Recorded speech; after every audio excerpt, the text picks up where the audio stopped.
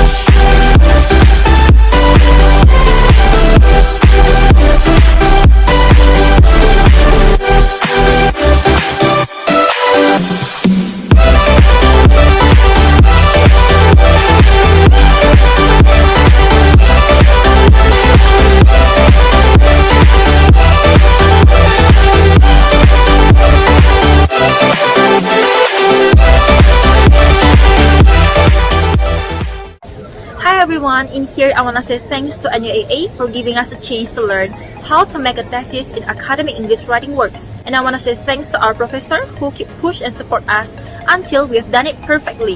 Thank you. Hello, it's great to see you guys here today. Welcome to our greatest award ceremony. In case you don't know me, my name is Shana and I'm from Malaysia. It's been 1 year I study in NUAA. Thanks to all the teachers for always guiding us and helping us, especially Professor Woolens. He really give us a lot of support. Hi everyone, I'm Shelly. My university experiences have been amazing. NUA is a warm and welcoming place where I learn and experience so much in such a short period of time. Thank you very much NUA and professors for everything you do for us students.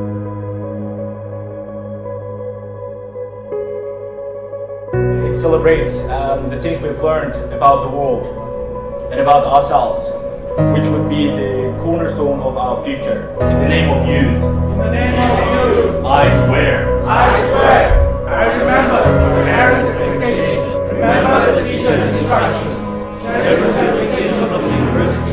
Honesty.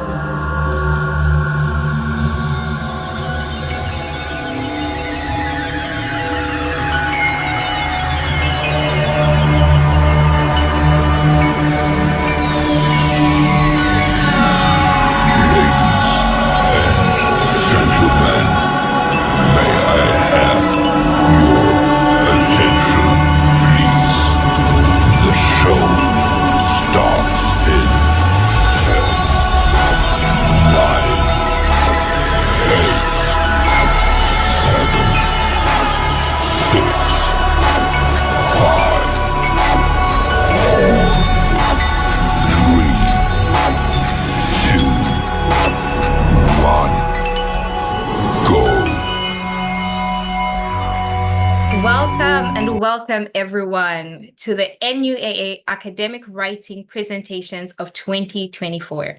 Success in academics is not only about intelligence, but also about perseverance and dedication. Good afternoon, good evening, good morning. Respected Dean, Vice Dean Academics, Vice Dean Student Affairs, invited NUAA judges, external judges, classmates, gentlemen, boys and girls. A very warm welcome to you all to this great academic event that brings together inspiring minds like you all. My name is Nuaa, and I will be your host for today's competition. I will be joined by my classmate, Miss Prim, and together we will guide you through today's event. It is our privilege on behalf of the batch of 2023 to present our learning outcomes from NUAA academic writing course. Before we begin, allow me to introduce Nanjing University of Aeronautics and Astronautics, NUAA. NUAA is a public university in Nanjing, Jiangsu, China. It is affiliated with the Ministry of Industry and Information Technology and is part of the 211 and the double first-class construction.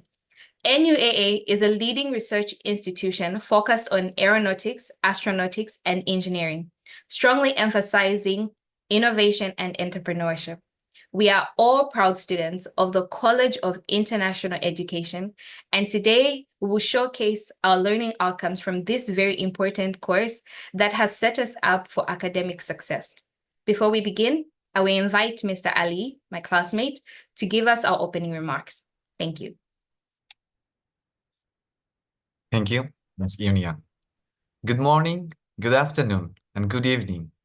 Honorable, respected Dean, Vice Deans, and distinguished external university professors, our coordinators, participants, and guests worldwide and distinguished audience. Today, it is my honor to warmly welcome all of you to evaluate our final academic writing presentation of batch 2023. We are grateful to you for sharing your valuable time with us. I am pleased to walk you through the online webinar conference and introduce you to the great leaders and their team members. We have 14 teams, of which several will present a fascinating presentation today and the other on the 5th July. Excellent leadership and teamwork are the keys to success, and 14 group leaders will showcase their outstanding leadership skills by creating excellent presentations. All the team members have worked day and night and prepared an excellent presentation today. Please note that each team will give a fantastic presentation using advanced tools. The university will award the top presenters a prize and show appreciation. Without the support of Professor Wallace, we could not have learned how to write impressive academic writing assignments, such as attractive resumes, academic essays, academic reports, well-researched thesis, and finally, a group presentation showcasing our soft skills and leadership qualities, including public speaking abilities. We are very grateful to Professor Wallace for teaching us and organizing such a great event to encourage us. We genuinely hope that everyone will enjoy the presentations and get enlightened. I wish all the team leaders and their team members luck for today's prestigious presentation.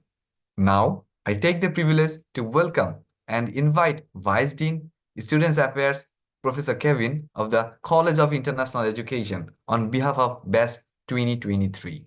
I request that he say a few words before starting the NUAA Academic Writing Competition 2024. Please welcome Professor Kevin with big applause. We, the students, are very grateful to you for sparing your precious time to join us and address us today. Professor Kevin, the floor is yours. Thank you. So happy. Thank you, Yunia. Thank you, Ali. Thank you, Professor Wallace. You hear me, right, everyone? You hear me? Okay. Yes, Professor, go ahead. Thanks. Actually, I'm so honored and happy to be invited to make a short speech here today. It's a special occasion. It's not in our classroom. It's online. I promised Professor Wallace to join you today, like I have promised you many things on our classes. I fulfilled some of my promises. I invited you to have coffee in my office. Some of you made it. I guided you to the new campus, Tianmuhu campus. We made it. But everyone, have you made your promises come true? Think about it. I am expecting your great presentation since I believe everyone has learned a great in Professor Wallace's classes, which have been welcomed by our international students for so many years. I believe you now have ideas in writing an essay in a more academic way. And you now have more awareness in critical thinking, and you now have made great progress, which is badly needed in your long way to go in the future. So on behalf of the college, I'm grateful to Professor Wallace for his hard work and sincere love for everyone.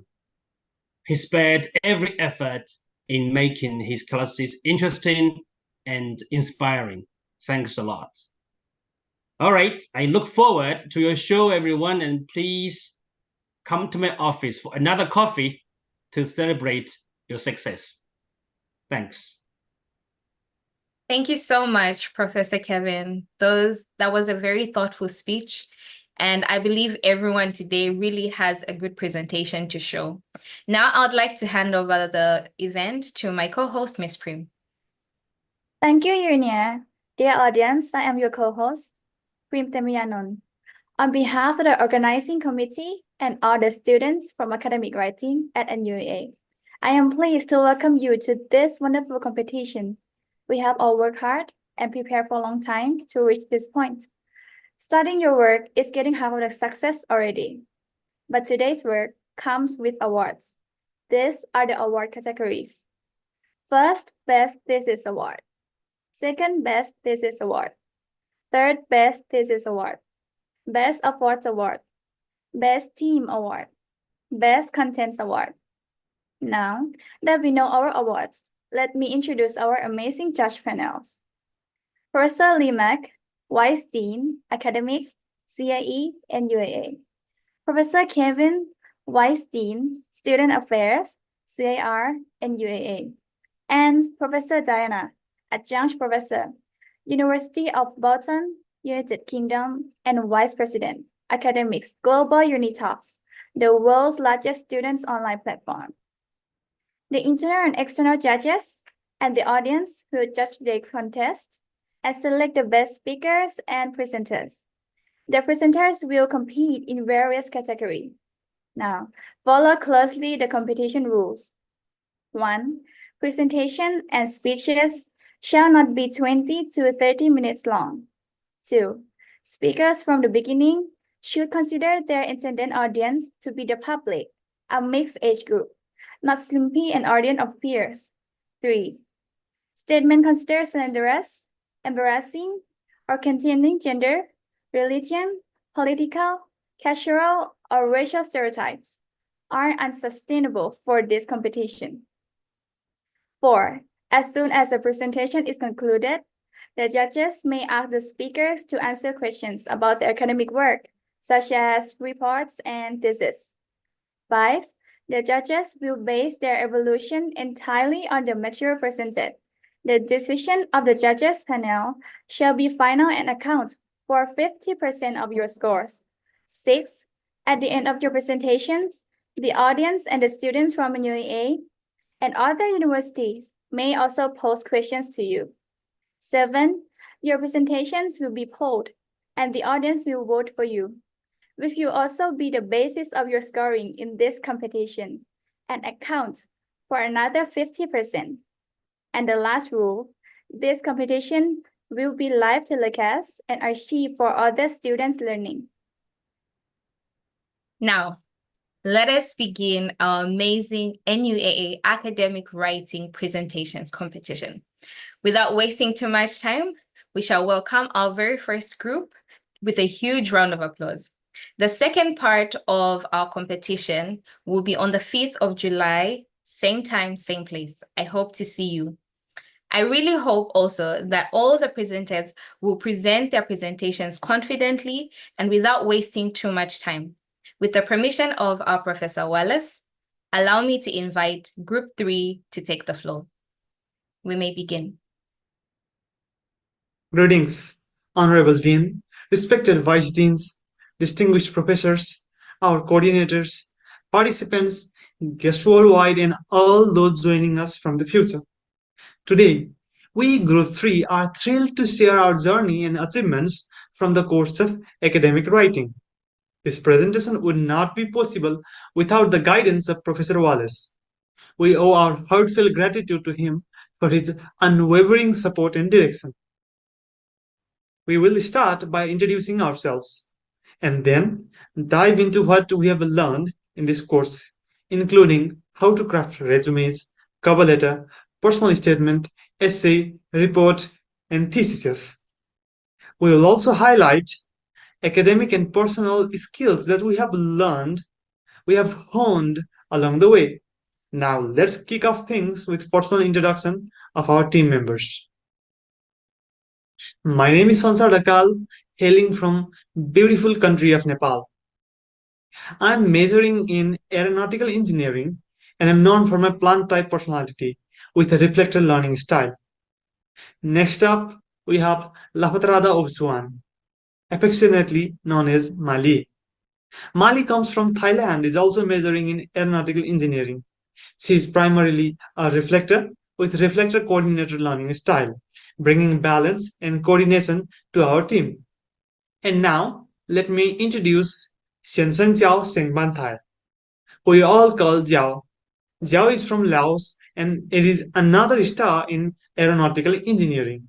She is primarily a team worker with reflector learning style, always ready to collaborate and support the team. Now, I would like to pass the stage to my friend Erika to continue our presentation. Greetings everyone, my name is Erika Luan. I'm from Indonesia and I major in international business. I am primarily a completer finisher and my learning style is that of a reflector. I'm excited to share with you what we've accomplished. Now, let me introduce the amazing team with behind this presentation. First up, we have Cleotano of Chara, who goes by the name Jane. She hails from the beautiful country of Thailand and is also majoring in international business. Jane is our go-to resource investigator, always curious and ready to explore new possibilities. Her learning style is primarily reflector, but she also has a pragmatic side that keeps us grounded. Next, we have Suraj Parajuli from Nepal, majoring in artificial intelligence. Suraj is our master coordinator, ensuring everything runs smoothly. His learning style is reflector, allowing him to deeply analyze and coordinate our efforts effectively. Now, let's talk about the work division among our stellar team members. Sansar, our team leader and lead author, is the mastermind behind our plans and numerical data analysis. He's the one who ensures we're all on track and our data is solid. Mali, our deputy leader, coordinates team members and focused on data collection, minute taking, and the technical aspect like making presentations. She's the glue that keeps us all together. Zhao is our literature and data synthesizer. She's the one who dives deep into the research, providing valuable feedback and positive criticism to keep us improving. Jane, with her keen eye for detail, worked on summarizing findings and making recommendations. She also took charge of editing and proofreading our documents. And finally, Suraj worked on referencing, formatting, and the final compilation of the document. His meticulous work ensures our documents are polished and professional. He also prepared the minute during team meetings. As for me, I work on the theoretical frameworks, hypotheses, and methodologies used in our various projects. It was an enriching experience to delve into this critical aspect. Now, let's delve into minute making. We learned that to hold decision makers accountable and maintain transparency, minute making is essential. Minutes help manage the meeting flow and make the sessions more productive. Here is a sample of our minutes. Next, I'll explain what we learned about writing minutes. Beside the title, date, time, and attendees, which indicates when the meeting happened and who was present, minutes must include the agendas discussed, decisions made, agreement reached, and note any dissent if someone disagrees. Luckily, we didn't have any dissent during our meetings. Now, let's discuss resumes, cover letters, and personal statement. These documents are crucial for marketing ourselves academically or career-wise. Let's start with resumes. A resume is a collection of information we send to potential employers to introduce ourselves. It contains details about our background, skills, and accomplishments. The ultimate goal of a resume is to secure an interview and land a job. That's what we focus on while crafting our resumes. Here is an example of our resume. Here is the structure of a resume. First, we provide general information such as name and contact details. Then we clearly state our objective for the specific job. Next, we list our educational background, work experience, and relevant skills. We also highlight our key contribution to various projects. And of course, a photo is essential. A cover letter similar to a resume aims to secure the job.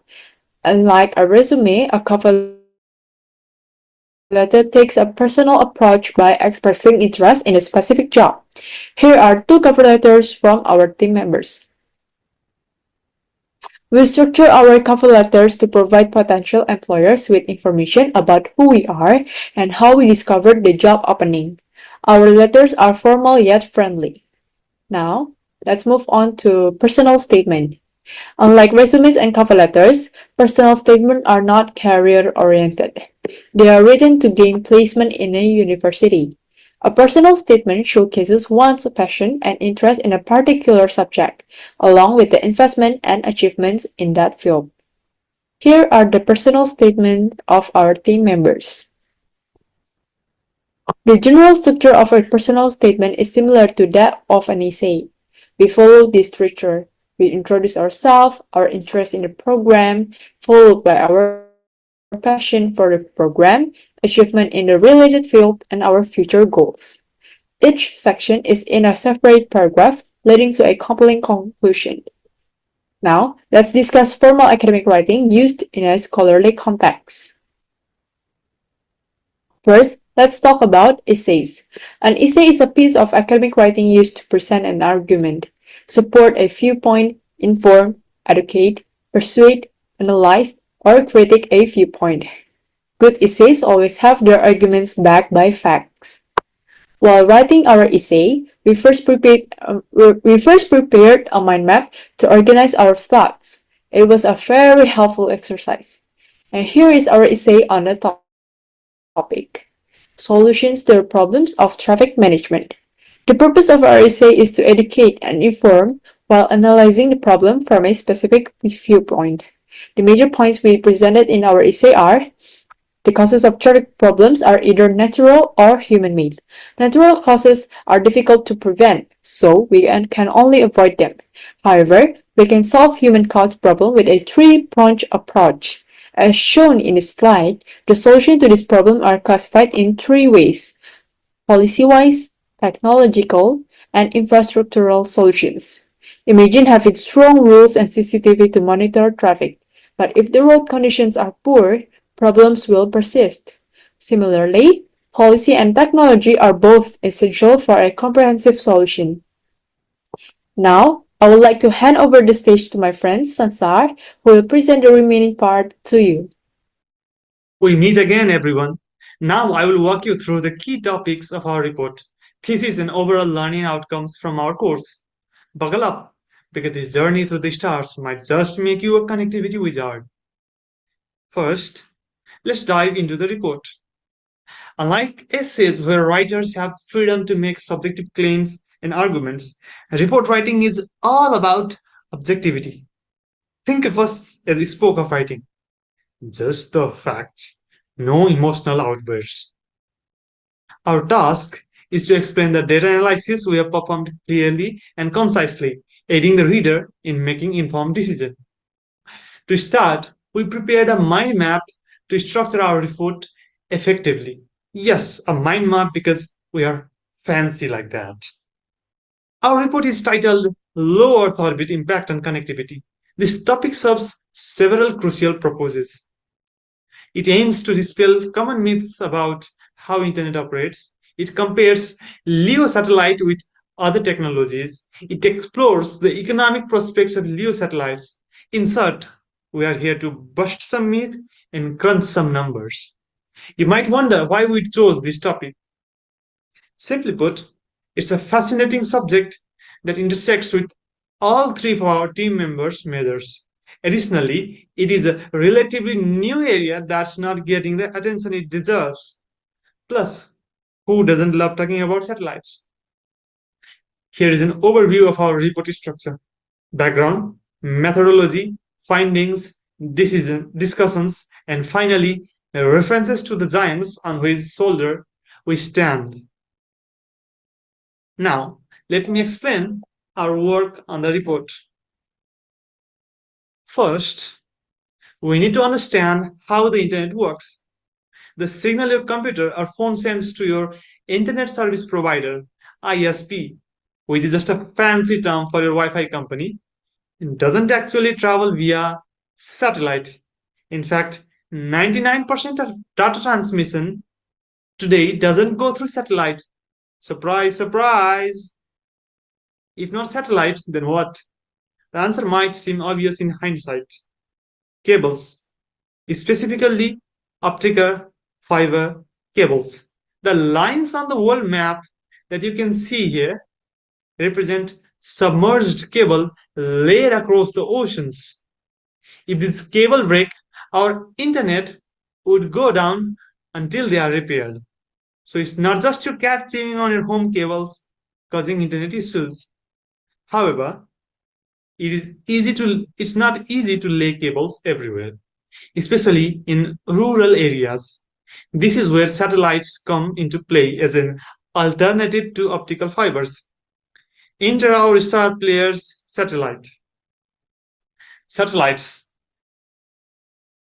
Man-made objects orbiting Earth at various altitude are divided into three types: low Earth orbit satellites, which are below 2000 km, mid-Earth orbit satellites between 2000 km and less than 36,000 km, and high Earth orbit satellites above 36,000 km. You can think of this as a celestial trophic system. Now let's compare these satellites. As you can see in the first graph, higher altitude satellite require less energy to cover same area. Therefore, LEO satellite require more energy compared to high Earth orbit satellites. However, while high Earth orbit satellites can provide internet, there is a significant delay up to several seconds. Our next graph shows how time delay increases as the satellite's altitude increases. LEO satellites, on the other hand, have a delay of around 6 to 8 times less than high Earth orbit satellite. It is like comparing snail mail to instant messaging. So why haven't we always used LEO satellite? The answer is cost. Historically, it was just too expensive.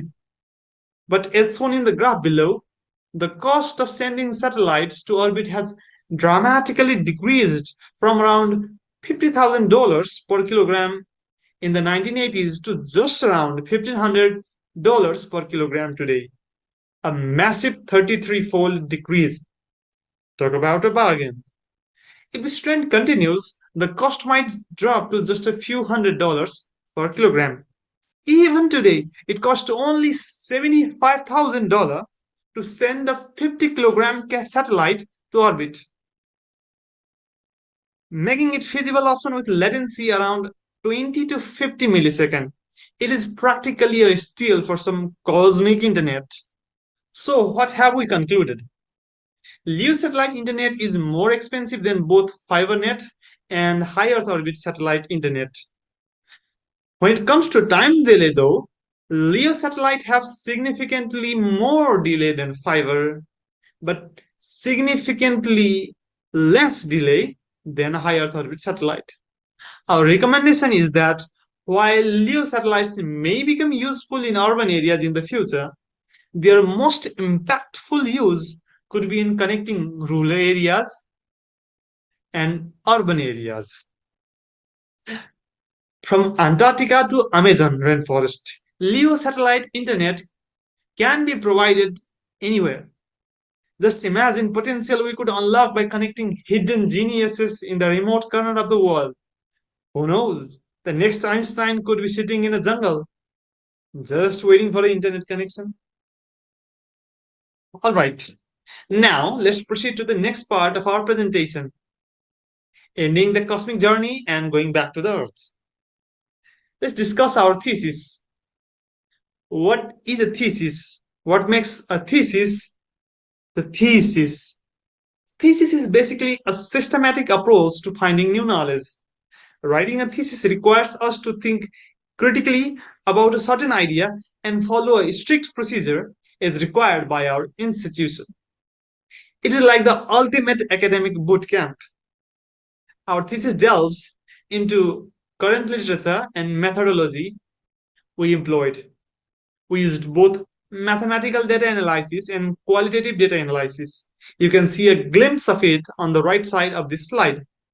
Our study on sustainable aviation fuel, SAF, has three main purposes: to understand the economic feasibility of SAF, to help formulate policy regarding SAF, and to explore the market for jet fuels and necessary future direction for the industry.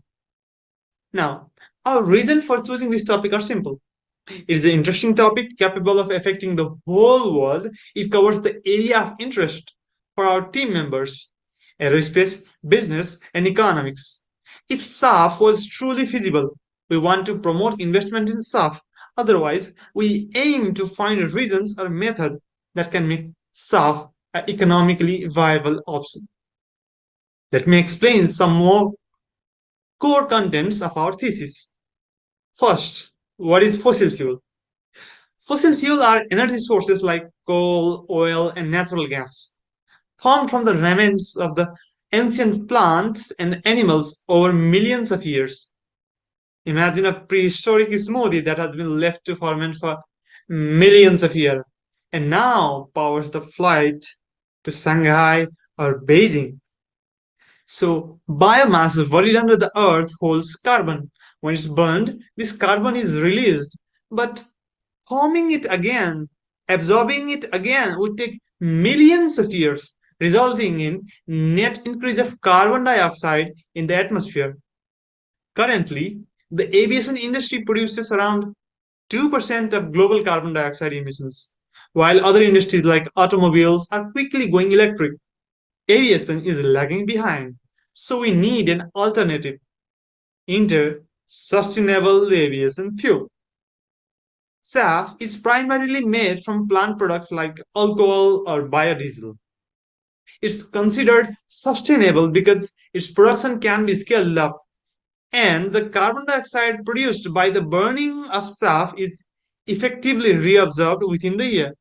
So the same carbon is re-emitted next year, keeping the net carbon output constant. But to get there, SAF production needs to increase by 1,000 times and the price needs to be halved. No small feat, right? As you can see in the graph, we need to ramp up our production to meet today's demand.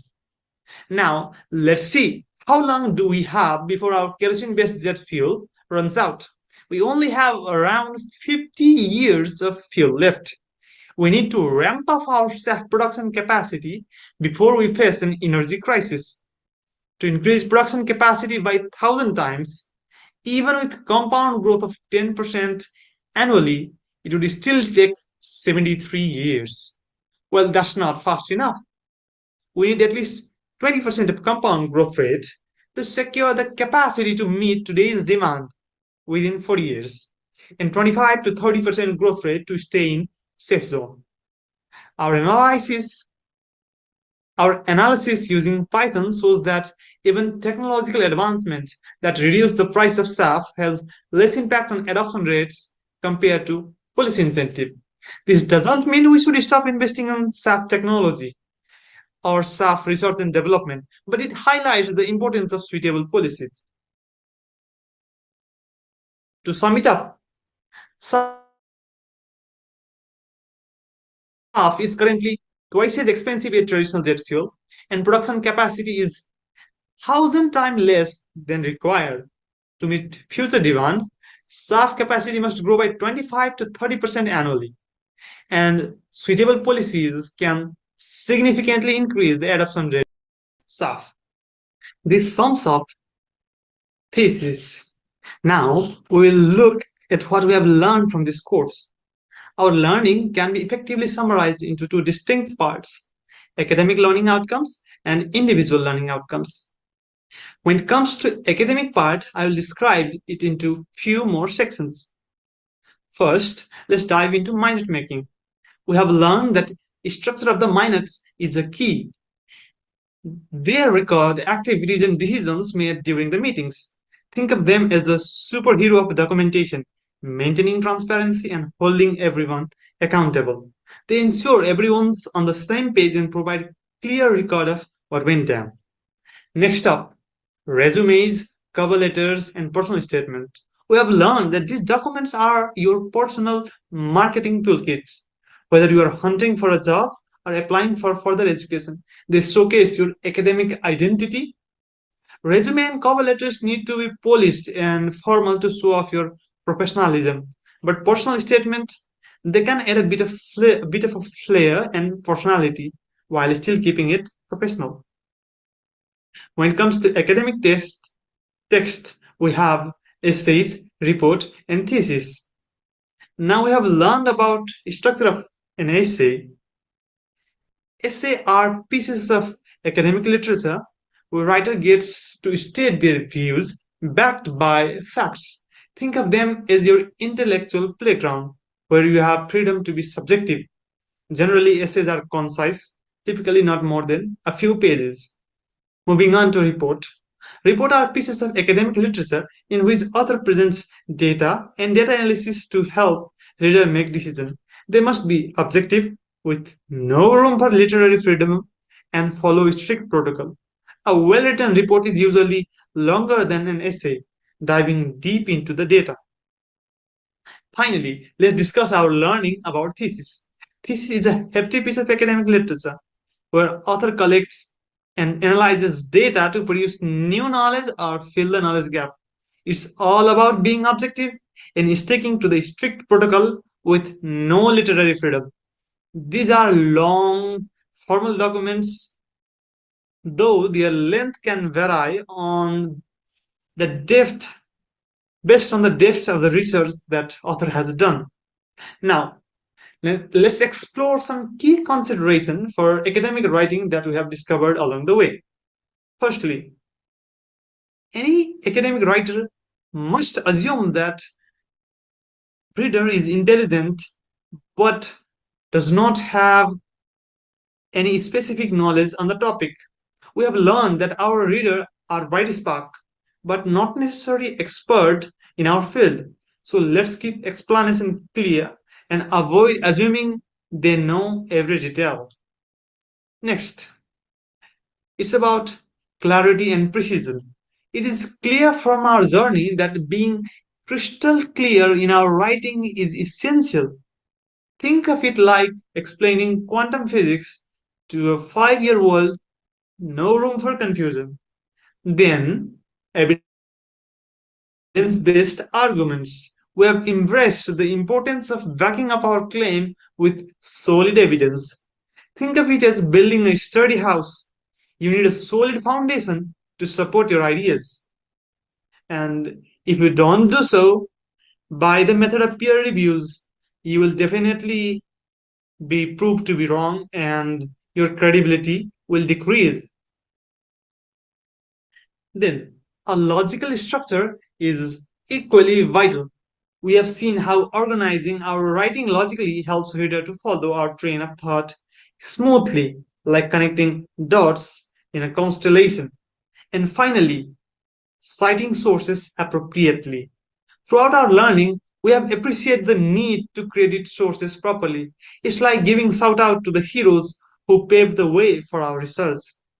These insights that I have just now mentioned ensure that our academic writing is not just informative but also engaging and respectful of our readers and sources.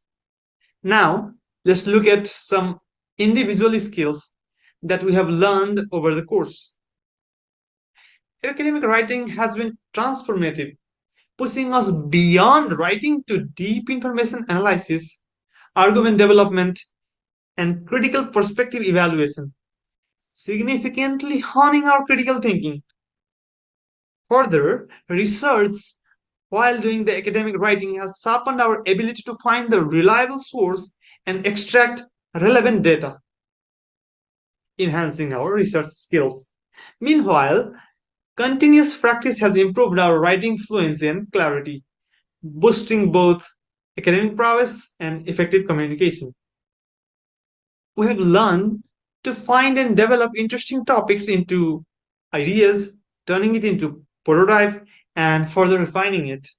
Over the course, many problems arises, which we have to solve and finally present it to the audience in a logical manner that develops problem solving skill and presentation ability as well. And at the end, this kind of heavy duty in such a short period of time is simply not possible for a single person or people who don't manage their time. We have realized true importance of teamwork and time management, and how communication skill alone constitute half of teamwork.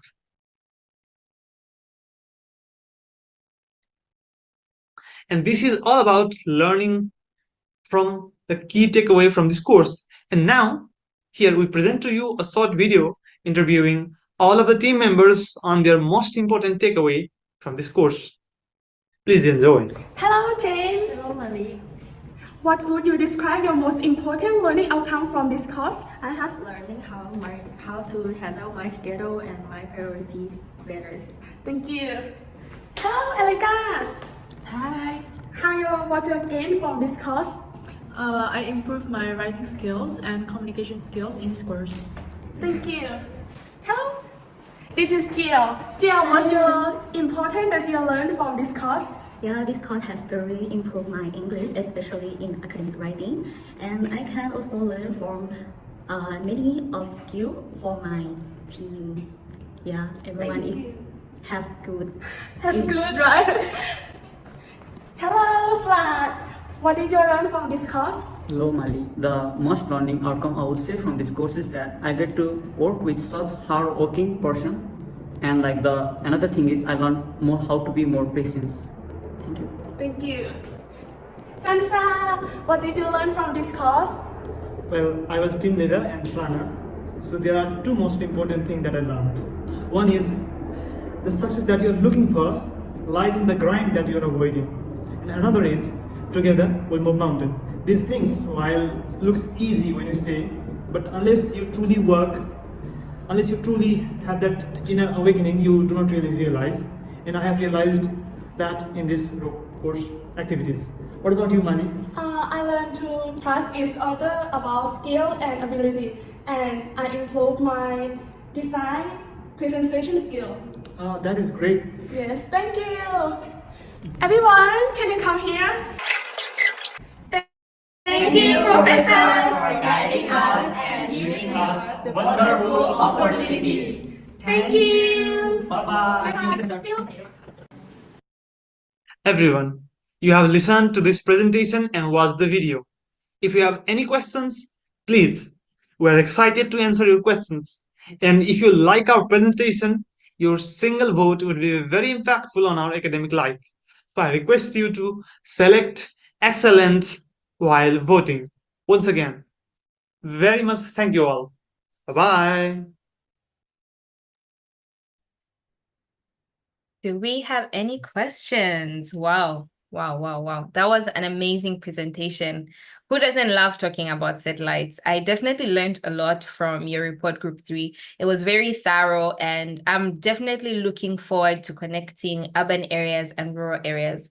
Like you said, our genius might just be in a jungle and might get us cheaper and faster internet. I look forward to that future. Clearly, you all worked hard, and I am very excited to see the next presentations and see how tough the competition is. So without wasting too much of your time, allow me to invite our second team, which will be Group 1. You may now take the floor, please. Okay, I think there's some questions. Okay, go ahead. Excuse me, I have a question. Me too. All right, thank you. We have some questions from the audience. Yeah. So I saw the report of Group 3 and I have the questions regarding the report. So what specific advancement have helped reduce the cost of launching satellite into orbit, and how have these changes made the LEO satellite internet more practical? Thank you. That was an amazing question. That was Group an 3, amazing question. Group 3, could you? Yes, that was really most important question directly to the point, and I'd like to explain it. You see, in past, rockets were only one-time use thing. Imagine having a Boeing 737 that you can use for a single trip. How costly would it be? It is the same case with rocket.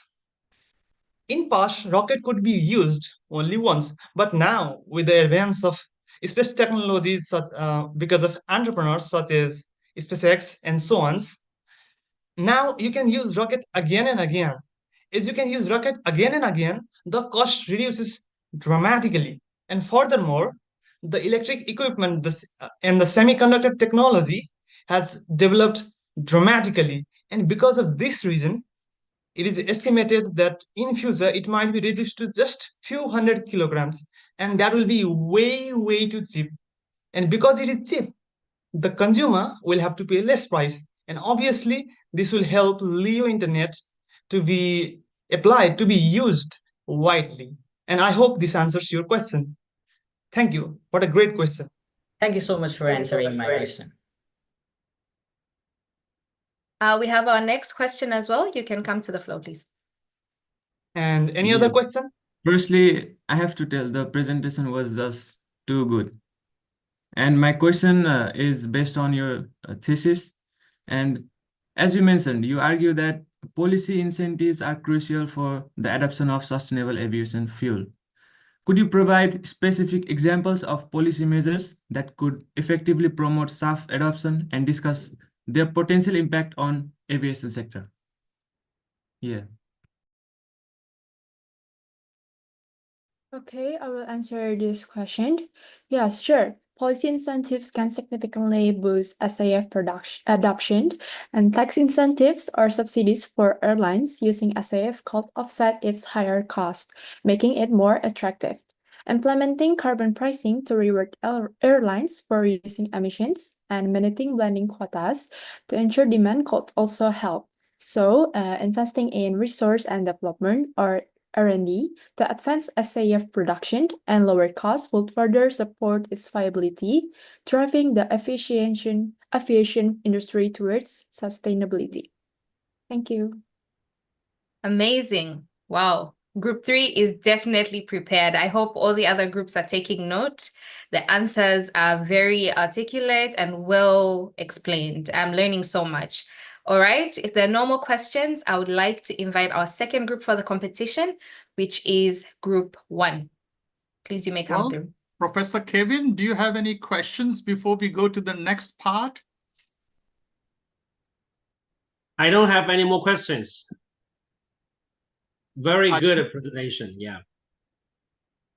Thank you, Professor, for your time. No problem.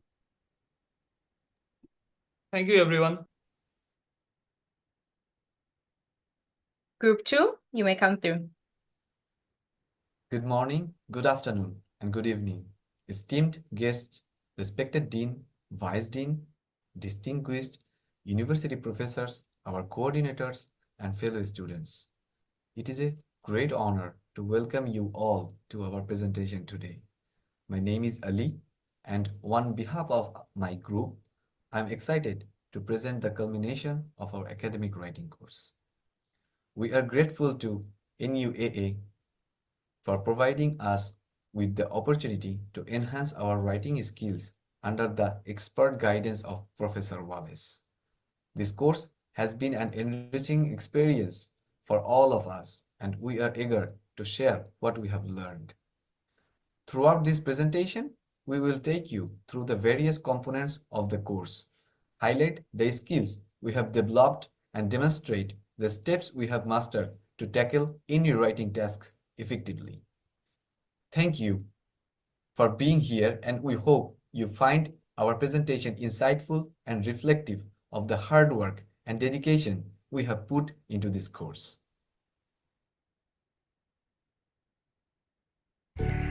Hi everyone, Aya here. Joining this team has been a rewarding experience. I have learned so much from everyone, and I'm so excited to share our collective effort today. Hello, I'm Nuaa here, your eagle-eyed editor. I have been working tirelessly to make our writing shine, and every sentence has been meticulously polished for clarity and impact. Namaste everyone, it's me Sandesh, and I work as a researcher for my group, and I've really enjoyed past few months researching things for my group and helping my group make the projects. So yeah, we've enjoyed our journey so far, and thanks to the professor. Hello everyone, I'm Sarah, another research enthusiast here. I'm so thrilled to have collaborated with this amazing team. Together we build a strong foundation of evidence for our academic writing. Hello everyone, this is Ali, the deputy team leader of Team 1. As you might know from class, I'm always passionate about academic writing. Today, I'm very excited to share our group presentation with you. Thank you. Hey everyone, it's Sulaiman here, the leader of this amazing group. Throughout these semesters, I have had a pleasure working alongside these amazing individuals, and I am very proud what we have accomplished together.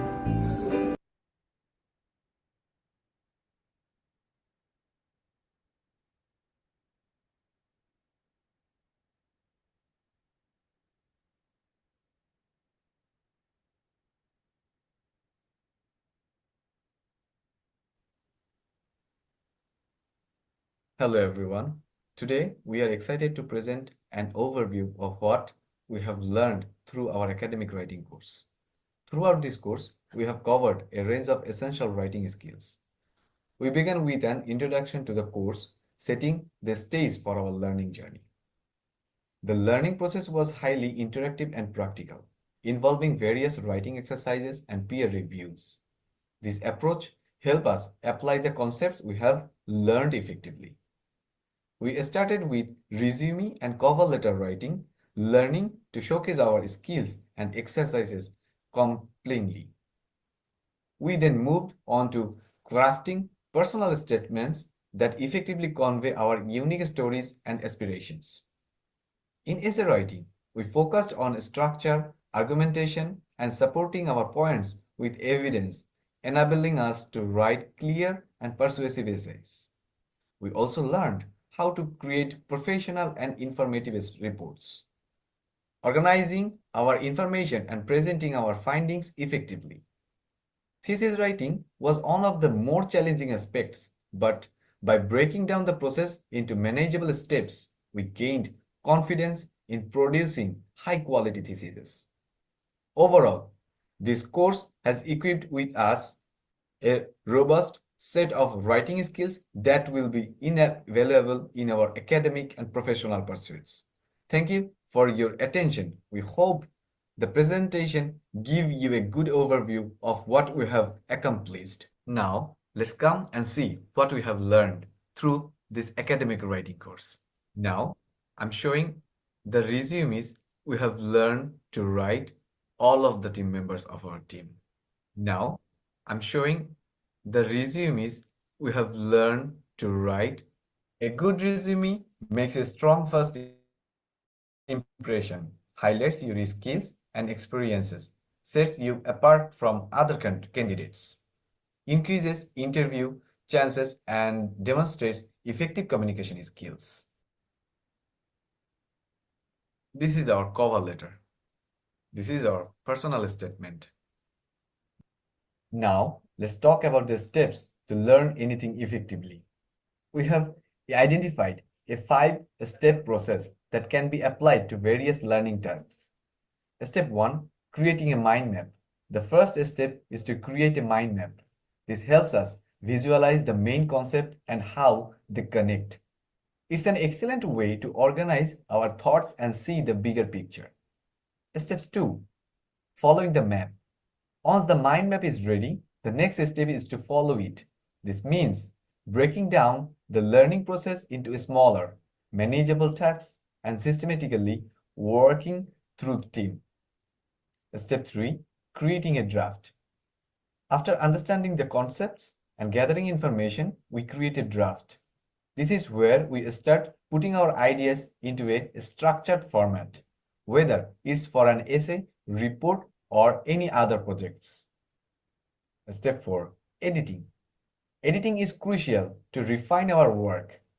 We review the draft to correct errors, improve clarity, and ensure that our ideas are clearly communicated.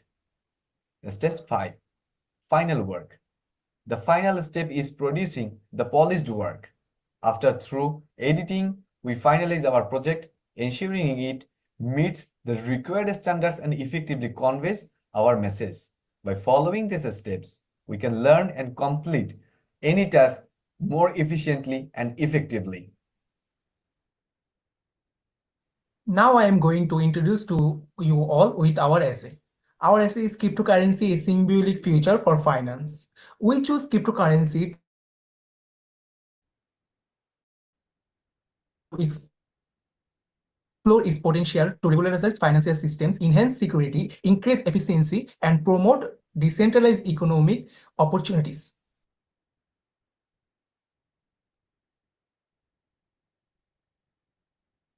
Cryptocurrencies are digital assets using cryptography for secure, decentralized transactions. The industry is projected to grow at 56.4% from 2019 to 2025. Despite concerns about volatility and regulation, cryptocurrencies have the potential to transform the global financial system by working alongside traditional finance.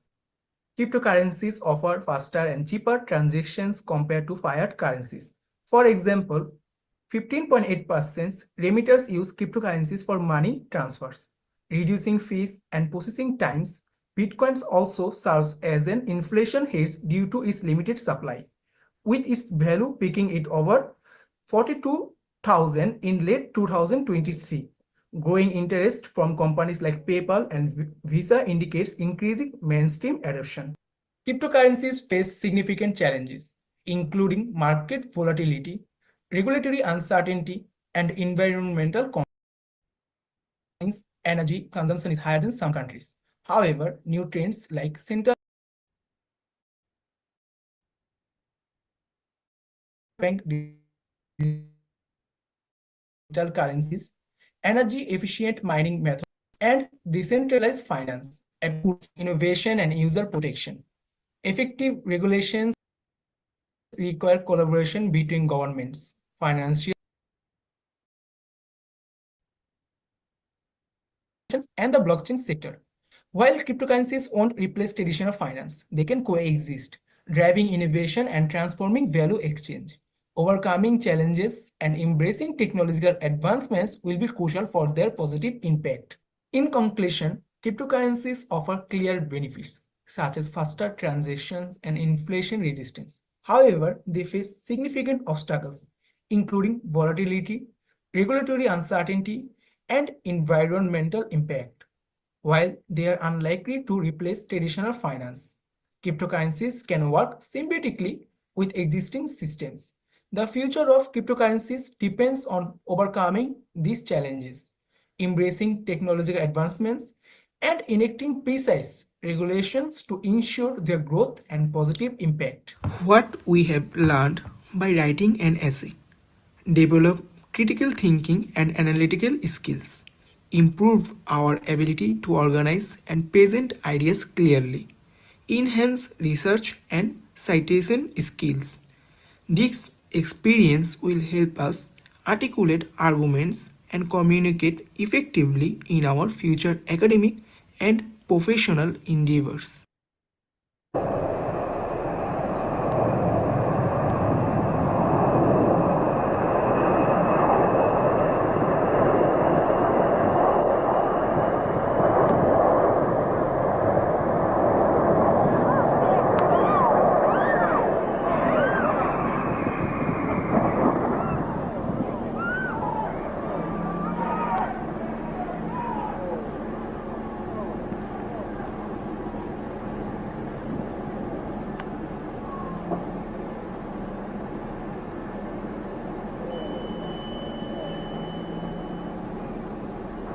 del Ministerio del Aire que quería un avión de transición de la hélice al reactor. Ya en ese momento estaban ya empezando a llegar los primeros reactores F-86 Sabre, North American, ya de caza bombardeo.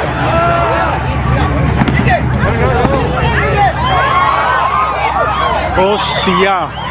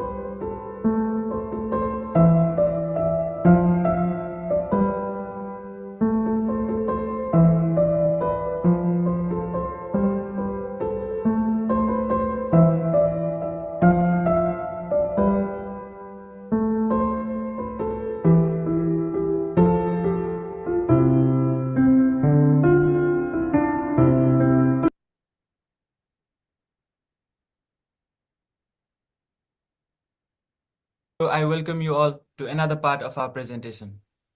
Since every one of us in our group is from aeronautical engineering background, so we have chosen the relevant topics from our majors for report writing and thesis. For report writing, we have the topic preventing aircraft accidents, strategies and innovations.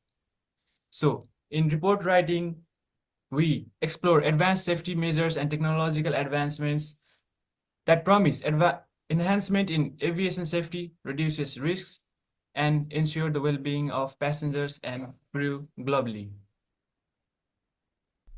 Hello everyone. Today I'll be presenting our report on preventing aircraft accidents, strategies and innovations. Let's start with why this matters so much. Aircraft safety is crucial because it saves lives.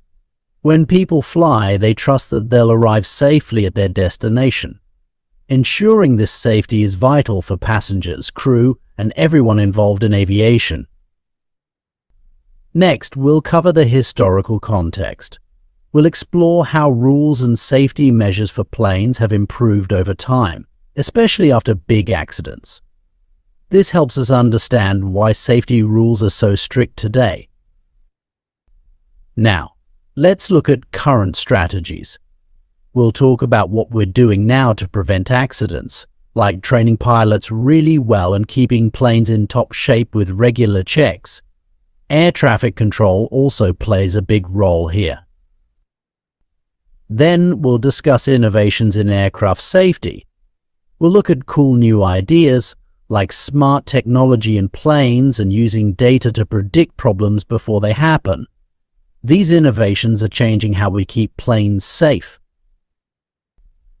Finally, we'll talk about challenges and future directions. We'll discuss the challenges we still face, like keeping up with new technology and dealing with potential threats. And we'll look at what the future might hold for aircraft safety.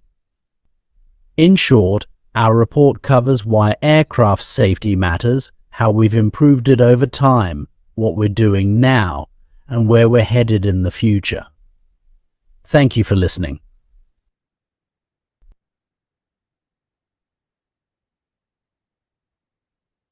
Safety of air travel is paramount, and with the increasing number of flights every year, it is crucial to continuously improve and innovate strategies to prevent accidents. This report explores the latest advancements and methodologies in aviation safety, aiming to contribute to the ongoing efforts to make air travel as safe as possible. Through our research, we have examined various preventive measures and technological innovations that are currently being implemented or developed. Our goal is to provide a comprehensive analysis that highlights the importance of these strategies and their potential impacts on the aviation industry. We hope that our findings will not only inform but also inspire further research and development in this critical field. Lesson we learned by doing this report. We developed our skills in research. We learned how to structure information logically. We also enhanced our analytical thinking. We also improved our communication skills. We practiced time management and we experienced the benefits of collaboration with peers, experts, and stakeholders, fostering broader perspective and insights. Hello everyone, I'm Sarah Shubho and I'm going to walk you through the final part of our presentation, which is the thesis. Our thesis topic is based on biofuel, a viable path towards sustainable green aviation.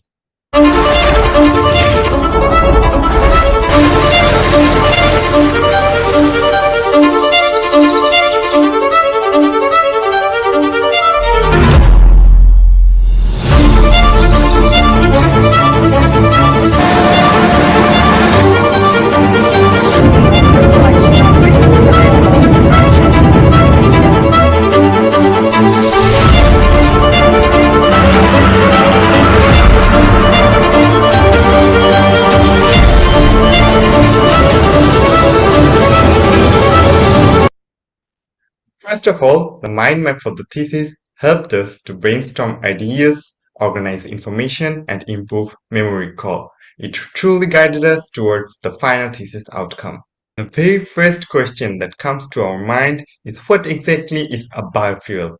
Biofuel is a fuel that is derived from biomass, which is organic materials from plants or animals. This can include things like crops, trees, algae, and even animal waste. Biofuel enhances energy resilience, reducing carbon emissions, and increases environmental sustainability. And these are the exact reasons why we chose our topic. We will walk through 5 steps for our whole thesis, starting with the abstract, then going to main body, research methodology, key findings, and finishing with the conclusions. For the feasibility of biofuels in aviation, we came to some key conclusions. Number 1, environmental benefits. Number 2, economic challenges. Number 3, technological progress. Number 4, legislative support. From answering questions like how can biofuels mitigate the environmental impact of aviation to evaluate the feasibility challenges and benefits of biofuels, we made sure that everything was done in a proper way. We also considered some factors like current state and impact on the environment, biofuel types, production process, historical development, and real-world applications and outcomes. This slide dives into qualitative research methods. We gathered non-numerical data like interviews and observations to understand people's experiences and perspectives. This helps us to see the why behind the what in our research. For our qualitative research method, we used some data analysis techniques like statistical analysis, thematic analysis, and life cycle analysis. After conducting so many research, we found some amazing results for our thesis. Firstly, we found the environmental impact of biofuels. Biofuels can significantly reduce greenhouse gas emissions compared to conventional fuels. Moving on to the next slide, it shows a table of greenhouse gas emissions of various biofuels compared to fossil fuels. The very next slide is also a table which focuses on the water use in biofuel production. Looking at the next table, we get a clear idea about the average production costs of various biofuels. Here, the bar chart describes the pricing comparison between ethanol and biodiesel starting from year 2015 to 2022. In this table, we find out that the production cost and market price of biofuels are higher than the fossil fuels. But the greenhouse gas emission rate is totally the opposite. Biofuels are so much more eco-friendly than the fossil fuels. This graph shows annual production growth of biofuels worldwide between 2019 and 2025 by region, and we can clearly see that China has been leading the way. Here's another graph that displays ethanol production worldwide in 2023, and USA is the leading ethanol producing country. The graph with a forecast until 2030 is shown in this graph. This line chart reveals wholesale price of US Omaha ethanol from 1990 to 2022, which faced both increase and decrease over the period of time. Here's another graph that shows production of biofuels worldwide in 2022 with a forecast until 2030, the product time. A bright future ahead as the investment since 2015. Biofuels drive a greener future. We analyzed global policies like US, RFS, and EU RED that incentivize biofuel production through mandates, tax breaks, and credits. These policies are key to reducing reliance on fossil fuels and combating climate change. So, if we summarize our whole findings in one sentence, it becomes something like biofuel presents a promising but challenging path towards greener aviation. Let's soar to new heights with R&D. Investing in research and development is key to overcoming challenges and propelling the aviation industry forward. This fuels innovation for a more efficient and successful future. So, let's prioritize a sustainable future. This slide highlights the importance of further research on the long-term environmental impact of our actions. We need to develop more efficient biofuel production methods to minimize environmental harm.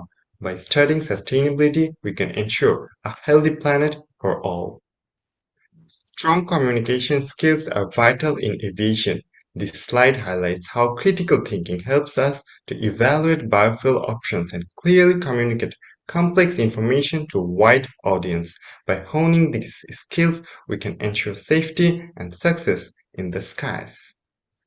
Great insights here. By studying different areas like technology, policy, and economics, we gained valuable knowledge on developing sustainable aviation fuels. This paves the way for a greener future in aviation. Finally, this course has been instrumental in our academic development and personal growth. We have honed our research skills through critical literature reviews and data analysis. We have learned to structure and present ideas logically and persuasively, and we have mastered various writing styles, which will be essentials in our future careers. Overall, this course has been very transformative.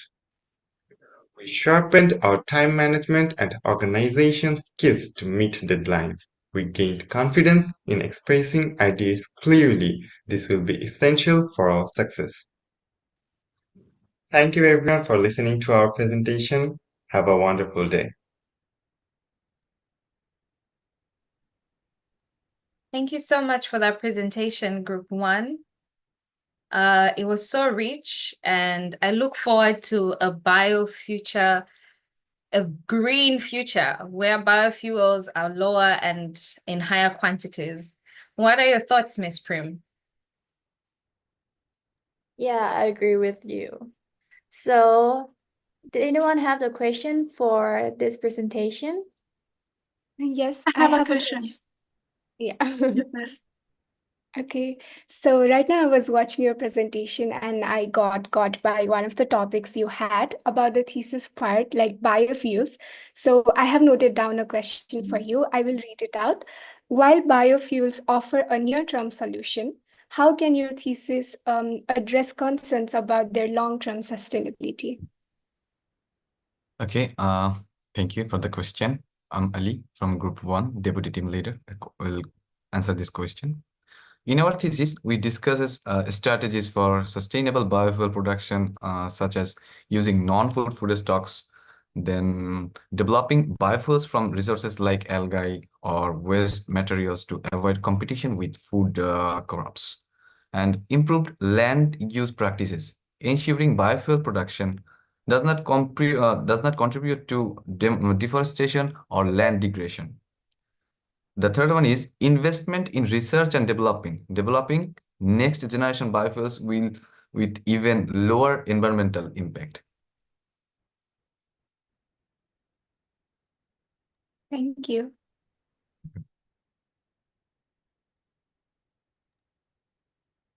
Do we have Is there any any more other question? And my question is about essay. The cryptocurrencies are often seen as volatile and risky investment. How can your essay address this concern and still argue for their potentials as a future for finance? Thank you for your amazing question from essay. My essay got so much buffered. I'm glad that you are questioning from my essay. I think in terms of cryptocurrency, this is the question of all kinds of people.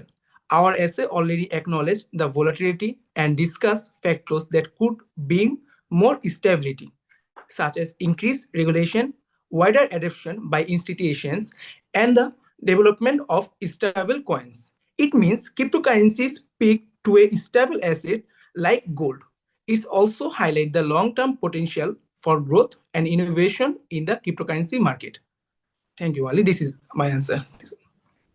Thank you. Thank you for good questions and really best answer for this team. And without waste your time, I will be pleased to call upon our third team, the Group 5 leader team, and your team may proceed now.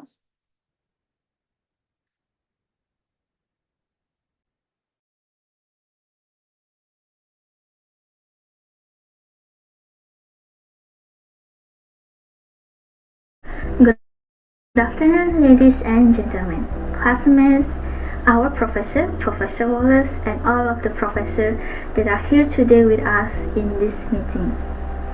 We are from Group 5 and I am Jocelyn Zhang Yuyun. I am the one who takes the lead of this group.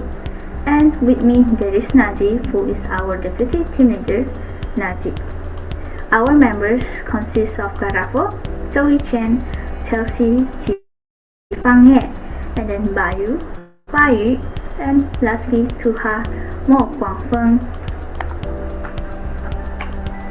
Here is our document roadmap for this presentation as follows. There is contributions, group meetings, questionnaire results, resumes, essay, report, thesis, learning outcomes, and memories of our journey. Here is our contribution. Firstly, we start with me. I took the role as the coordinator of our group. I coordinated the group activities. I also revised and helped creating the PowerPoint presentation. Next, we have Naji, who took the role as the designer of our group. He took the job of being the media man, and he also used different learning tools to enhance our group meetings. Now, Chelsea took the role of our speaker or writer. She did great jobs for the essay, and she also spoke on behalf of the group during presentations. Next, we have Garafo, who is our brainstormer and writer of our group. He did great job on the report, and he also contributed ideas and played a significant role in brainstorming. Last two of our members are Tuha, who took the role as a researcher, and he made great cover pages for reports, and he also contributed to the report and thesis by making research findings. Lastly, we have Bayu, who is an innovator of our group. He took charge of managing meeting logistics and ensuring that meetings minutes were accurately recorded. And he also assisted with the designs and layout, ensuring they were visually appealing and professionally formatted. And here is our group meetings, and these are some of the pictures which we took when we had the group meetings. Please have a look. Alright, moving on. In here As you can see, these are our daily report of our group meeting, and this is one of our daily report which was taken on the May 28, 2024.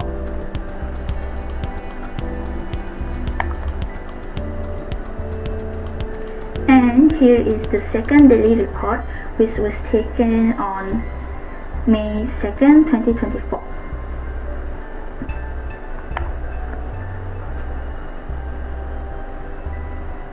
Now here is our primary role and secondary role. Firstly, we start with me. I got shaper and resource investigator. I contributed to the group assignment by ensuring effective communication and timely meetings. Our deputy leader, Naji, he got implementer, shaper and resource investigator. He contributed to the group assignment by ensuring visually appealing and high-quality presentations. And Bayu, he is a monitor evaluator, and he is a coordinator. He contributed to the group assignment by introducing innovative tools, ensuring high standards and streamlined processes. Now, Chelsea is a shaper. She contributed to the group assignment by contributing significantly to the research and writing tasks. Garafo, he is a complete finisher. He contributed to the group assignment by ensuring thoroughly and well-documented report. He balanced creativity with attention to detail. Lastly, we have Tuha, who is a resource investigator. He contributed to our group assignment by making amazing cover pages, and he ensured documents were well organized. Now we are on the resume part, which I will invite Chelsea to come over and present this part for you. Thank you, Jocelyn. Now we will talk about the resume. On display is a resume written by 3 members of our team, who are Jelsin, Garavo, and Tuha. Next, we have a resume written by Bayu, Naji, and Jesslyn.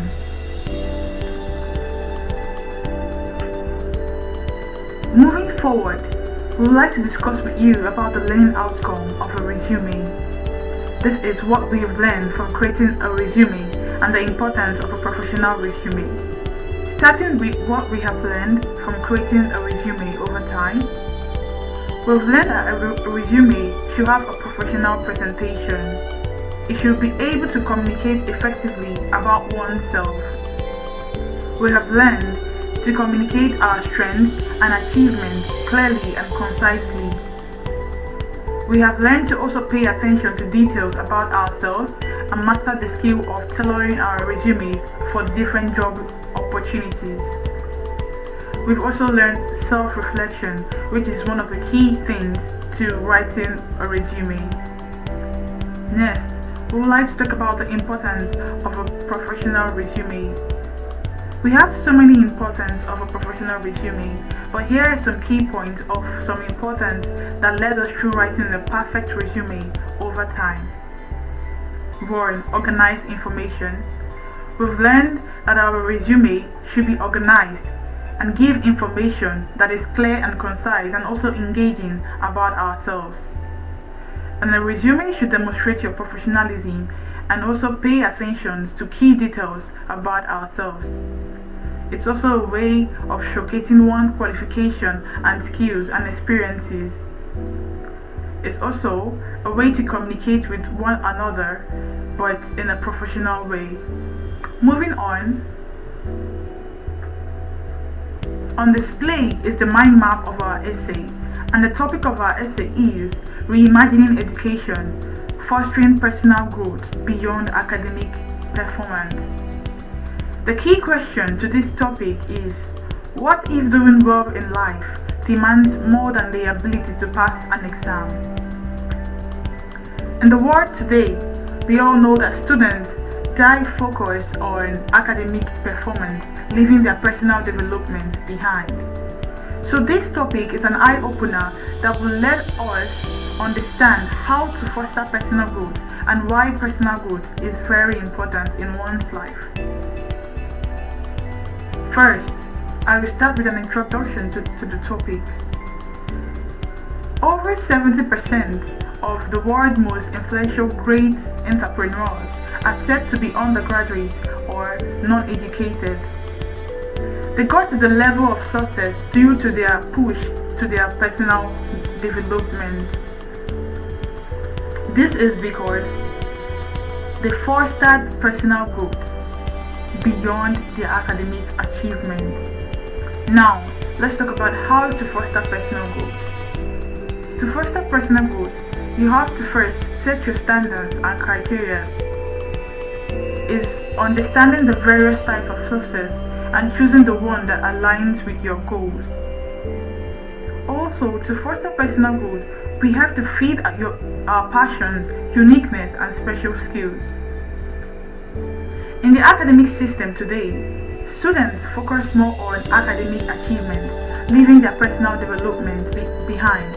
Sometimes they even tend to hide what makes them unique and to hide what makes them special just because they feel like it doesn't fit into the academic system. But this is very wrong. The academic space should be a place where students should be able to develop what makes them unique and special. This helps improve students on creativity and make them see world in a diverse perspective.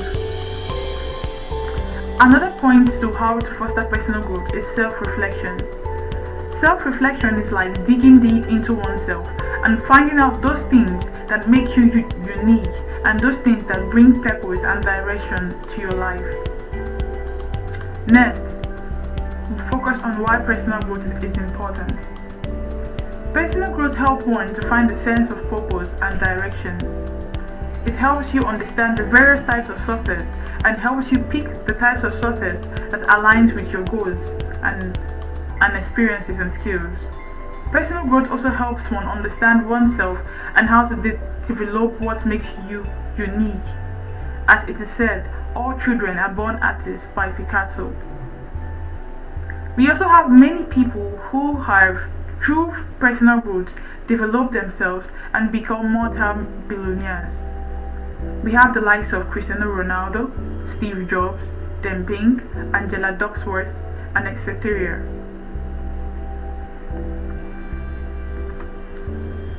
Moving forward, here are the screenshots of our essay. In closing, it is very important to bring creativity, self-discovery, and critical thinking into education. This approach will help students uncover their passion, strengths, while also building resilience and discipline. It is like preparing them for the real world, because as it is said, there is more outside the walls of the classroom. Moving forward, we would like to discuss with you the learning outcome of our essay. We would like to discuss why we chose this topic. We chose this topic because it's an eye-opener, challenging the conventional education system and helping us advocate for more holistic approach to education. We chose this topic because it resonates with us. We are students and we personally experience this, and we also try to help students who are experiencing this know themselves and understand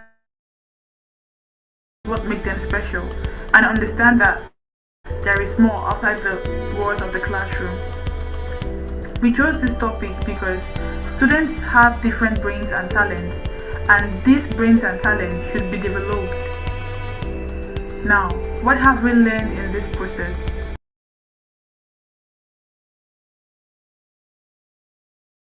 We learned a lot while going through the steps in writing this essay, and some of the key things we've learned and self-reflection. Moving forward, on display is the mind map of the topic of our report is biodiversity loss due to pollution. I would like to discuss briefly about this topic. First, let's start with discussing what biodiversity means. Biodiversity is the variety of all living things like plants, animals, and microorganisms. And now, what are the causes of the loss of soil pollution and etc.? Now, starting with the air pollution. Air pollution from factories and cars releases harmful gases. These gases can damage plants, leaves, and make the air unsafe for animals to breathe. Water pollution. Chemicals from farms, factories can get into rivers and oceans. These harm fish and other marine life, affecting their health and breathing. We also have the soil pollution. Pesticides and industrial waste contaminate the soil. This can affect plant growth and the animals that rely on this plant for food. This can also affect the inhabitants of the earth, which are the human beings. Effects of biodiversity loss due to pollution on ecosystem. They are the loss of species, food chain disruption, and etc. Many species are dying out because of their inhabitants. This reduces biodiversity and weakens ecosystem. We have the food chain destruction. When one species is affected, it can impact the whole food chain. For example, if fish die from polluted water, birds that eat that fish can also suffer. We also wrote numbers of solutions to curb the biodiversity loss, and few of them are reducing pollution, protecting habitats, and raising awareness. We need stricter laws to limit pollution from factories and waste. Using cleaner energy sources can also help. Creating protected areas can help preserve biodiversity. Restoring damaged ecosystems is also very important in protecting habitats. In conclusion, biodiversity is crucial for a healthy planet, and pollution is a major threat to it. By reducing pollution and protecting natural habitats, we can help preserve biodiversity for future generations. Moving forward, we have a screenshot of 3 pages of our report.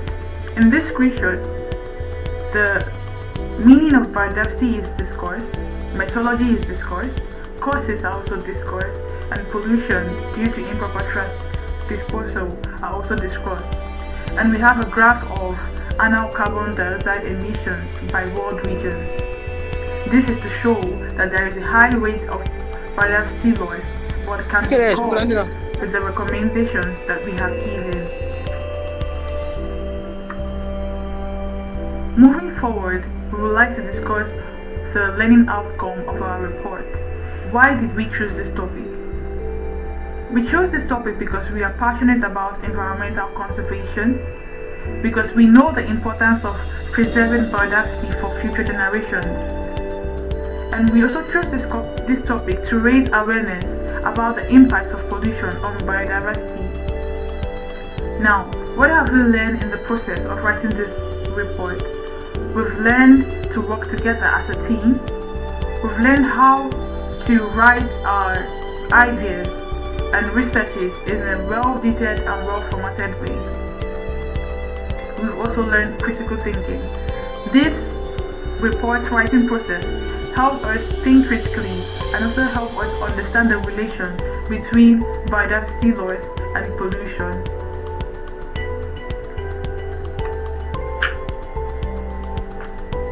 Now, we'll move over to the report, and I would like to hand over to Garavo. Thank you.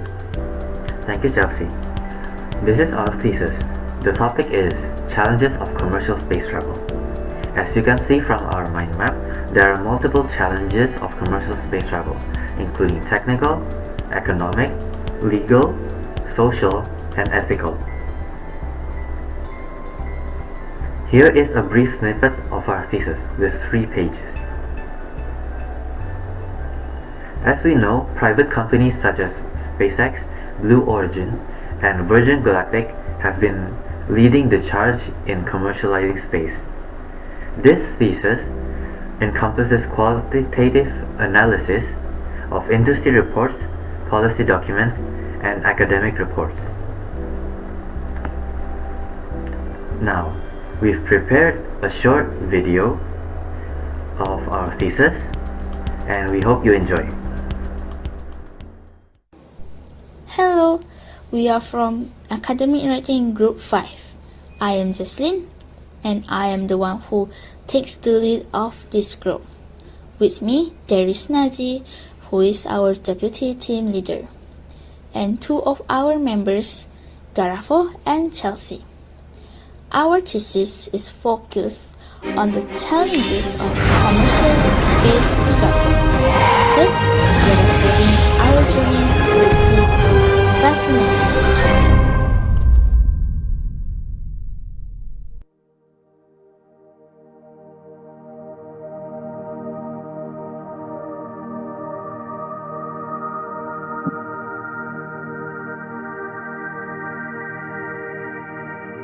Commercial space travel is transforming how we explore space. Private companies like SpaceX, Blue Origin, and Virgin Galactic are now leading these missions. They are making space travel more affordable and accessible, which was previously dominated by government agencies.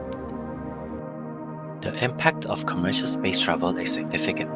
It is driving technological advancements and making space more open to different sectors. Companies are pioneering reusable rocket technologies, which lowers costs and increases the frequency of space missions.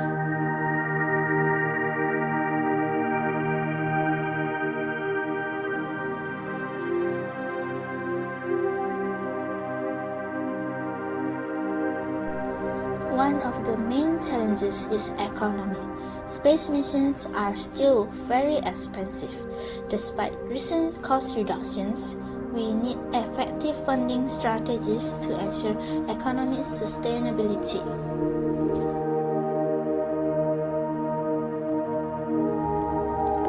Legal challenges are also significant. Companies must navigate complex international treaties, address liability issues, and secure the necessary. Technical challenges include the development of advanced spacecraft designs, propulsion systems, and safety protocols. While there has been rapid innovation, many technical hurdles remain.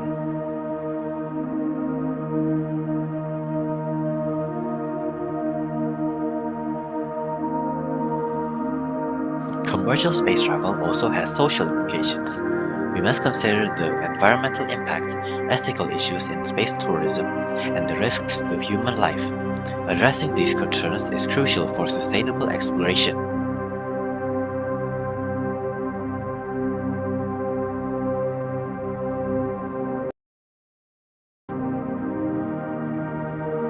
Ethical considerations are vital.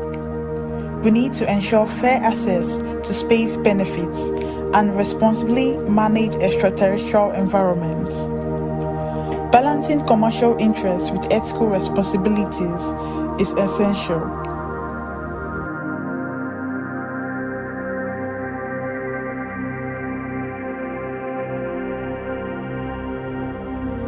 The journey of commercial space travel began in the late 20th century. Important milestones include the Ansari X Prize and policy changes like the Commercial Space Launch Act. These events paved the way for private companies to enter the space industry.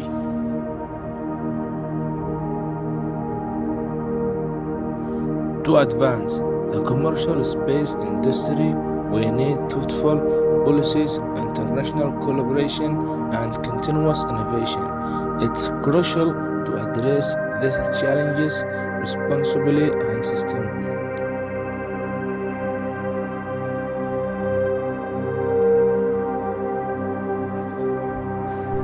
Commercial space travel holds immense potential for the future. By tackling the challenges thoughtfully, we can unlock new opportunities and ensure space exploration remains peaceful and innovative. Let's embrace this new era with responsibility and vision.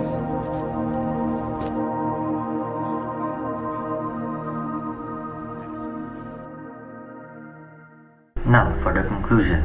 Commercial space travel is a major step forward for human exploration, as it opens up many new opportunities and possibilities for future generations. However, there are still many significant challenges that need to be addressed.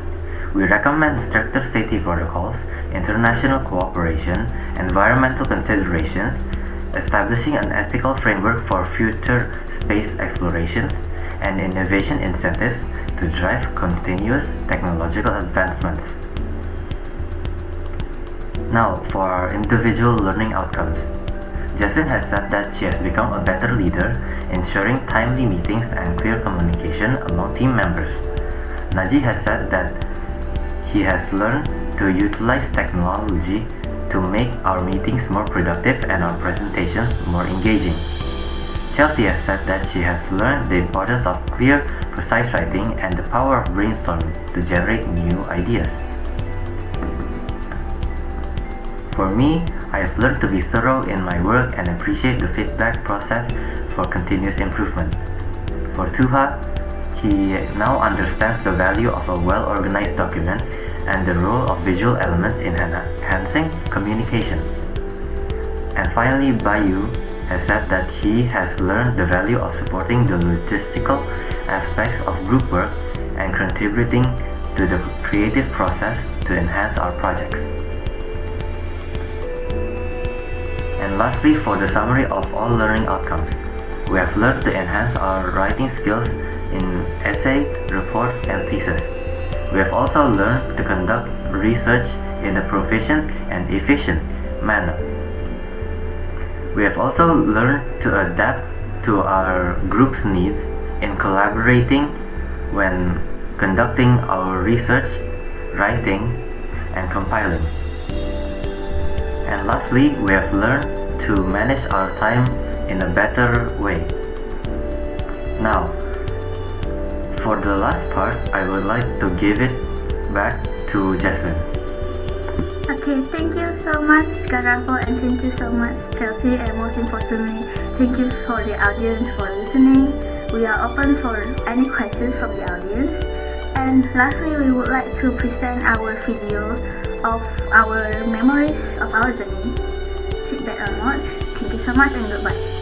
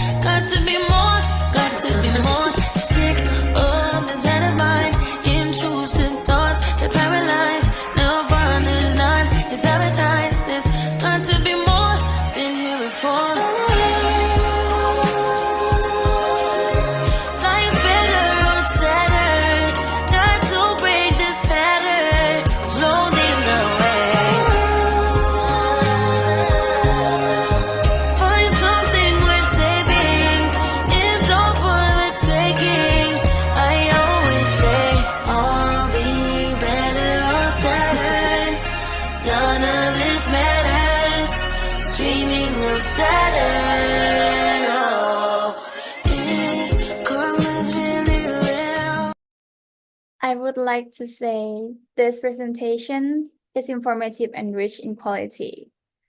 This presentation is the result of collective and exceptional effort put by this group.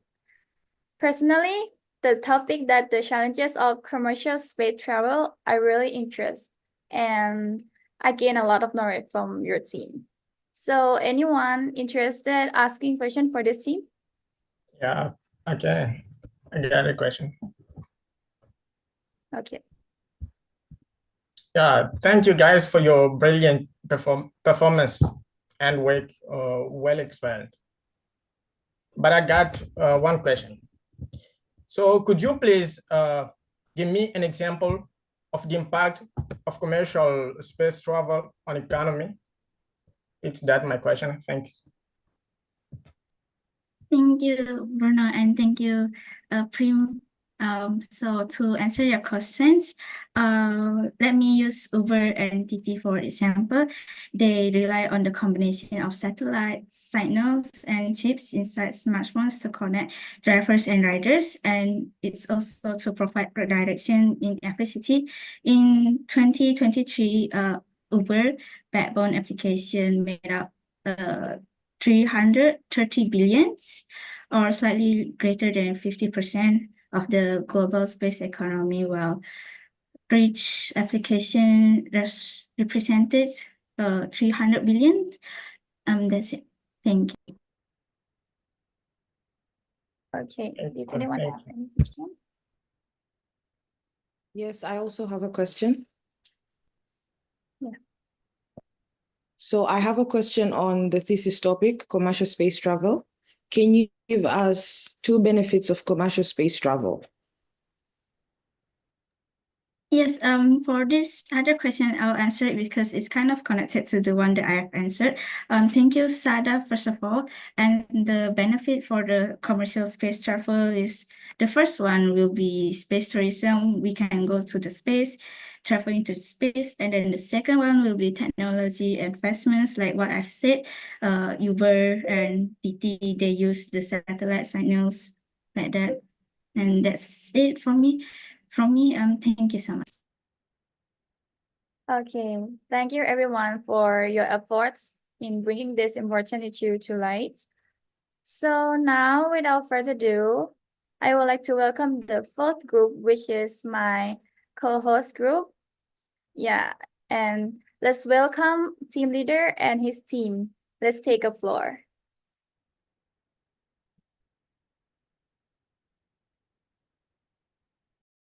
Good afternoon and welcome, distinguished guests, judges, ladies and gentlemen, classmates, boys and girls. I am Nuaa and I will be walking you through the presentation of Group 14 for Academic Writing.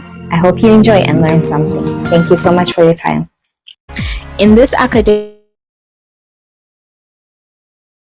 writing course, we have learned many things that have shaped us and changed our perspectives on how we view the world and what we know about the world. First, allow me to introduce my teammates. First, we have Mr. Allah, the group entertainer. He's full of life and love and brings the whole team together. Our team leader, Mr. Wadi, is punctual, formal, and keeps the group tidy and in order and keeps us on track with the work we're supposed to do. Then we have the other members, our deputy, Hussein, who is loving and caring and ensures that everybody feels comfortable and is heard in the group. Our remaining team members, Miss Unia, Mr. Rifat, and Mr. Mutasim. At the beginning of our course, we worked on personality types and learning styles. This allowed us to be able to know more about each other and know how best we could work together. Looking at the table, you will see that we have a pragmatist, an activist, and many more. This helped us in the distribution of our workload. As you're looking in this PPT, this is the distribution of the workload that we have done so far. The next slide briefly showcases some of our meeting minutes as we met weekly to discuss and grow each other and make sure that we did an amazing job. Next, we have highlighted some of our group members' personal statements, which was one of the projects we got to do. We also got to learn how to write cover letters, and in our cover letter writing, we learned that a cover letter helps you stand out from other applicants and shows your dedication to the role. It also allows job seekers to make an impression and stand out from the pile of other applicants. It showcases your communication and writing skills, serves as a first chance for the recruiter to see your qualifications. Next, in our course, we learned about the power of a good resume. A resume is a document you send in for job application. It shows that you are well equipped for the job. The power and importance of a good and professional resume cannot be understated. It highlights your strongest skills and qualifications, saves time of the recruiter, and matches you with the best job opportunities. Now you can see a highlight of all our team members' resumes, professional and clean, just how they're supposed to be.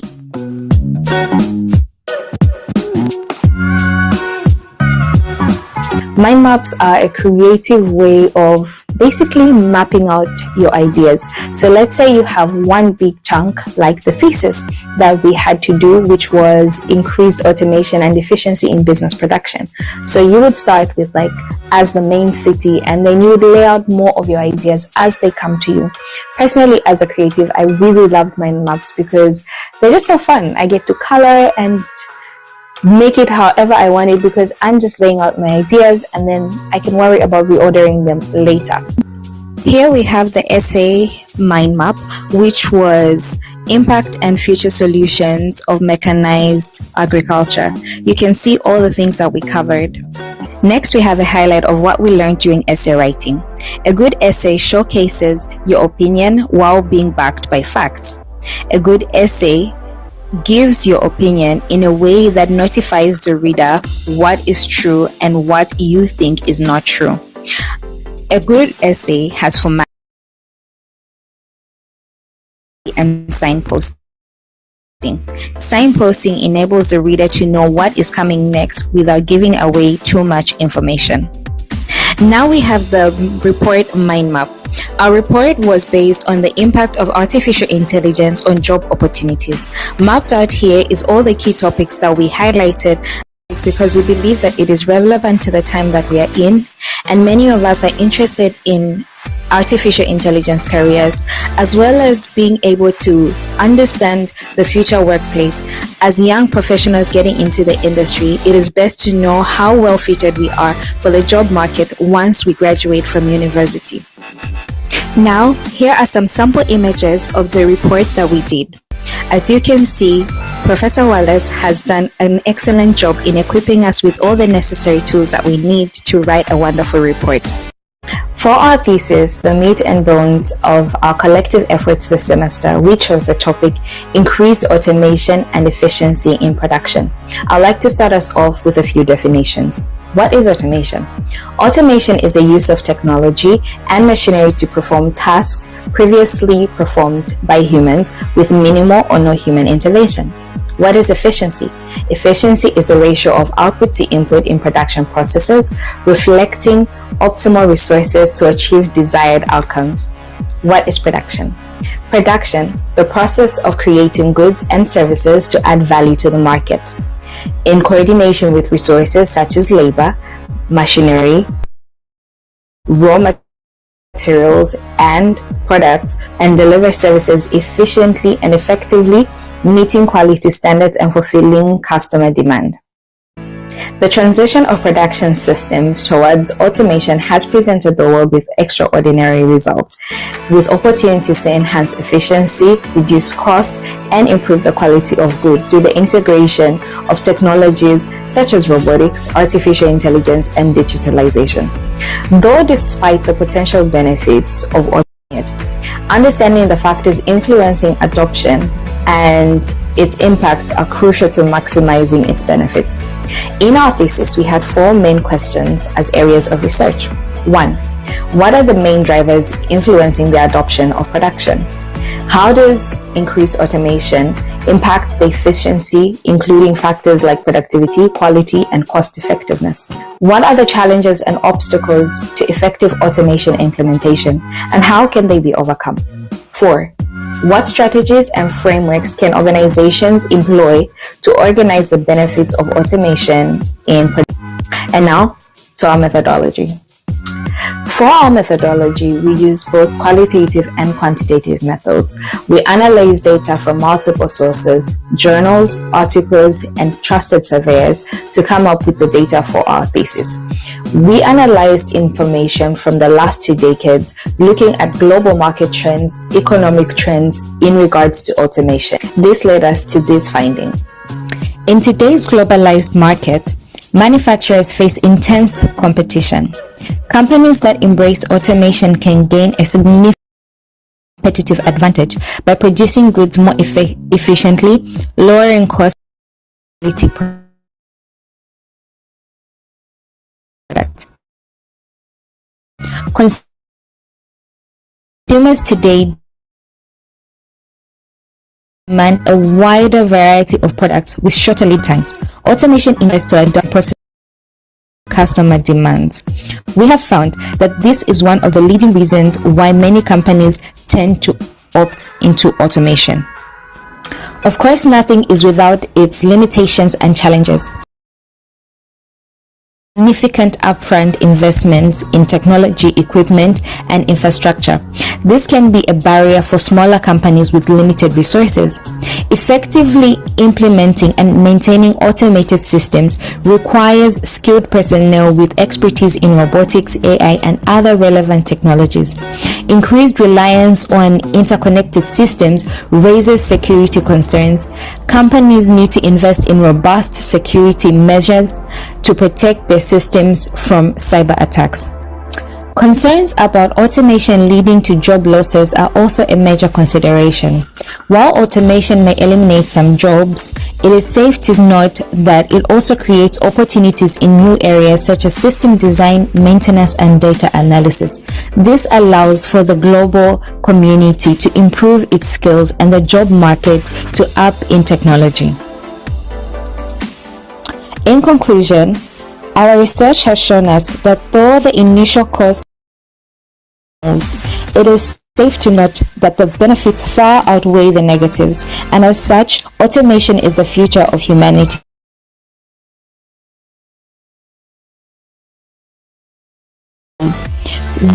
We know that with reduced cost, improved goods quality, this will be our mind map for our thesis. As you can see, we had a lot of fun doing this. We really enjoyed mind mapping, and a few screenshots from our thesis paper.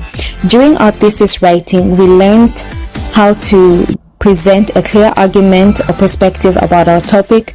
We learned how to present a compelling argument. We learned critical thinking skills and how to gather evidence and fact checking. Now we will go into the learning outcomes from my teammates. Hello everyone, so this is our last session on this course named Academic English Written, hosted by Professor Wallace. That I really want to say a word for him, but before this experience that I can't even express how valuable it has been. Professor Wallace's approach to teaching is truly exceptional. His clear explanations and practical examples made even the hardest or the complex written concepts easy to grasp. What really stood out was Professor Wallace's dedication to our improvements. He provided detailed, constructive feedback on our assignments, which helped us to identify our strengths, areas for growth. His encouragement and patience created a supportive learning environment where we felt comfortable taking risks with our writing. I just want to say that we made a big improvement. Hi, my name is Nuaa, and I am one of the group members of Group 14. I am the editor and final touch-upper of the group. One of the things that I've really loved about this course is how dedicated our teacher has been to us and ensuring that we get to learn all the skills that we will need, not only in university but also in life. As much as I love mind maps, I already knew about that. I think for me, the best thing that we did was personal statements. I really learned how to write a very convincing and detailed personal statement that would not only get me into a university, say for my master's, but also would be able to help me in writing cover letters and resumes where I need to be more and more convincing to get a job and all of that. Our teacher has been so dedicated. He's really inspired me in how to present myself and show up well in the world. A report from this course, how to do a report, how to do a thesis, and this is the most important for all of our 4 years when we study in the university, because this is very important, and we learn it from this course and from the nice professor. It was explain for us very nice and teach us how to do it very easy. For the personal commentary, our team leader Zawadi had to say, I learned how to write the cover letter, the personal statement, and the CV. I learned what this course is for and how much it can boost my professional life. Have a good behavior, rational reasoning, and many things. It improved my ability to clearly and persuasively communicate ideas through writing, develop my proficiency in conducting thorough research, and integrating sources effectively. Our team member Mutasim had to say, I learned about writing process and revision strategies, gained insight into the writing process, including pre-writing techniques, provide constructive peer feedback, and incorporate feedback effectively to improve my writing. Finally, from this course, our final key takeaways consist strength in differences and pacing your work is important. For one to prosper, they have to pay attention to instructions, be open to corrections, and persistence will always be equal to improvement. One must always seek feedback, reflect on their performance, explore new techniques, set personal goals, iterate, and adapt to new possibilities. We thank you so much for your attention. We hope you will vote for us well and we will be able to win an award. Thank you for. Okay, I mean, obviously, I am very biased, and my team was amazing. So you guys vote, vote, vote, vote. Yes, I would like to take up some questions now for group 14. If people have some questions, you're welcome.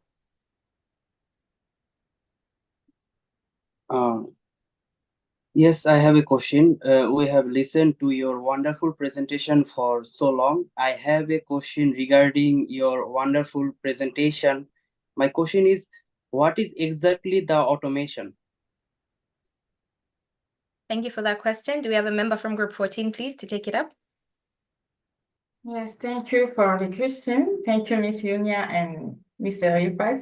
So I will be brief, and I will suppose that I was among children. And shortly, clearly, if a children ask me what is automation, I will just say that the automation is the use of machine or computer without the need of human. So ultimately, if I want to define again what is automation, I will say that it's the process we do automatically. And automatically, we just say that we are use computer, human, we are use machine without the manual input. That's the answer. Without manual input. Yeah, I think I was brief and clear. Thank you. That was very clear. Thank you very much, Mr. Wadi. Yes, automation. Do we have another question, please? Yes, I have one question, please. Firstly, I want to thank you for your presentation. It was amazing. Then my question, seeing the efficiency of production and the benefits of the automation, the output of this one hasn't caused the loss of job and it hasn't taken the place of women in the work field. Thank you. Questions. Seeing the efficiency, your question was seeing the efficiency of production and the benefit of the automation. The adoption of this one hasn't caused the loss of jobs. So no, automation has definitely led to the job losses in certain sectors. While it brings advantages like efficiency, it can replace the human in specific tasks. Here are more announced view. Automation displacements, some jobs, factory assembly lines and data entry jobs are prime example. Machines can often do these tasks faster than and cheaper. It creates new jobs. However, automation also creates new opportunities. We need people to design, build, maintain, and manage. And that's all. Amazing. Thank you so much, Mr. Darius. I hope you are satisfied with the answer. I definitely am. Thank you so much, everyone. And we'll be moving on now to our fifth group, which is my amazing co-hosts group, Miss Prim. She's the team leader. that will be coming to take the floor now. A huge round of applause, please.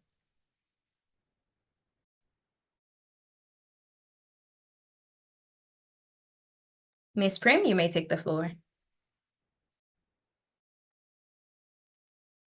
Okay. Hello, Professor and everyone. Today, I will talk about the knowledge that we got from this class. Here is our team member. We have Prim from Thailand.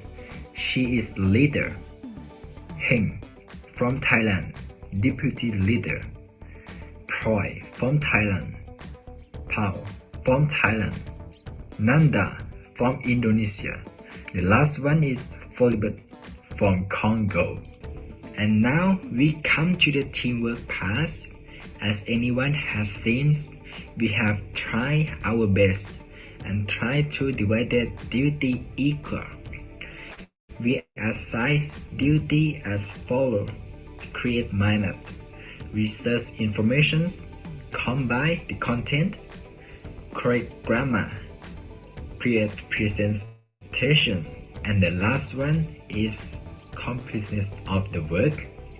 Everyone work hard and share the test equal to make the final as perfect as possible. This slides, I will talk about team player and learning style. We have two teamwork to implement, one coordinator and one plan. And we also have minute meeting to show that we work and meet together. Here is our content. We have introductions, resume, cover letter, personal statement, essay, what did we learn in process of essay, report, what did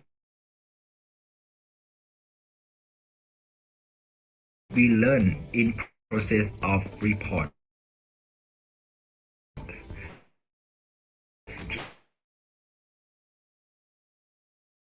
Thesis and what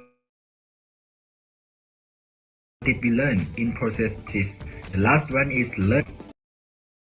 These introductions look at the skill that we got from academic writing course, focusing on better writing skill, critical thinking, and organized expressions. It shows how important academic writing is for success in both academic and professional life. So next, let's take a look of our resume. Here are the examples of resume from our group. The skill benefits that we got. The first one is self-assessment, better understanding of my skills and experience. The second one is effective communication, improve ability to present qualifications clearly, professional self-presentation, organization, organized resume demonstrates effective management skills. And for the last one is creativity, practice. So now we're moving to the cover letter. These are the example of cover letter from our leader. The skill and benefits that we got. The first one is effective communication, improve ability to articulate motivations and qualifications. The second one is tailoring, learn to customize content to fit specific job requirements and company culture. The third one is persuasive writing, develop skills in crafting compelling arguments for candidacy. The fourth one is personal branding, enhance ability to showcase unique strengths and experience. The fifth one is professionalism, demonstrate professionalism in written communication. And for the last one is competitive edge, increase chance of standing out to potential employers. Next, let's take a look at the personal statement. Here's the example of the personal statement. The skill and benefits that we got. The first one is self-reflection, improve ability to articulate personal motivations and goals. The second one is storytelling, develop skills in presenting personal experience effectively. The third one is clarity and conciseness, learn to communicate ideas clearly. The fourth one is self-awareness, enhance understanding of personal strengths and areas for growth. The fifth one is application strength, strengthen application materials for academic or professional opportunities. And for the last one, is impactful presentation, increased ability to make a compelling case for candidacy or admission. So next, let's move forward to our essay. Our essay topic is the environment of the fast fashion. Here is our mind map and our example papers from our essay. Then, why we choose this topic? Because the fast fashion is a big part of today's shopping habits, and it's important now because people are worried about sustainability and ethical production. About economic impact, fast fashion greatly affects the environmental damage from fast fashion is huge. With issues like waste, lost use, it's crucial for talks about sustainable problems like labor rights, working conditions, and fair wages. It's a chance to explore the human cost of cheap clothing.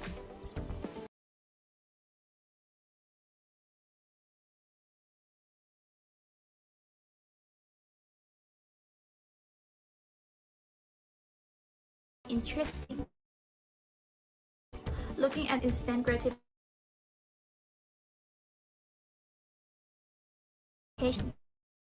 social media influence, and the throwaway culture. Fashion is something many people use regularly, making it relatable and engaging for our essay, as we can use personal experiences or observations. Let's take a look what did we learn from the process. First, let's look at how fast fashion is made. It's all about making lots of clothes quickly and cheaply, which causes big problems for the environment and workers. This process creates a lot of waste, releases harmful gases, and uses chemicals that pollute the air and water. It also uses a lot of water, which can lead to shortages and pollution. The impact on people is also serious. Workers in the fast fashion industry often work long hours and don't have safe working conditions. Sometimes, the companies don't treat workers fairly, leading to rise abuses and people losing their homes. This system makes the gap between rich and poor bigger and can hurt small local businesses. Plus, workers often get sick from dangerously chemicals and don't have good health care. But there are ways to fix these problems. We can use better materials like organic cotton and make clothes in ways that are good for the environment. We can reduce waste by using all parts of the materials and recycling all clothes. It's also important to make sure workers are treated fairly and work in safe places. We should push for laws that protect workers and the environment. Teach people to buy sustainable products and ensure companies are honest about how they make their clothes.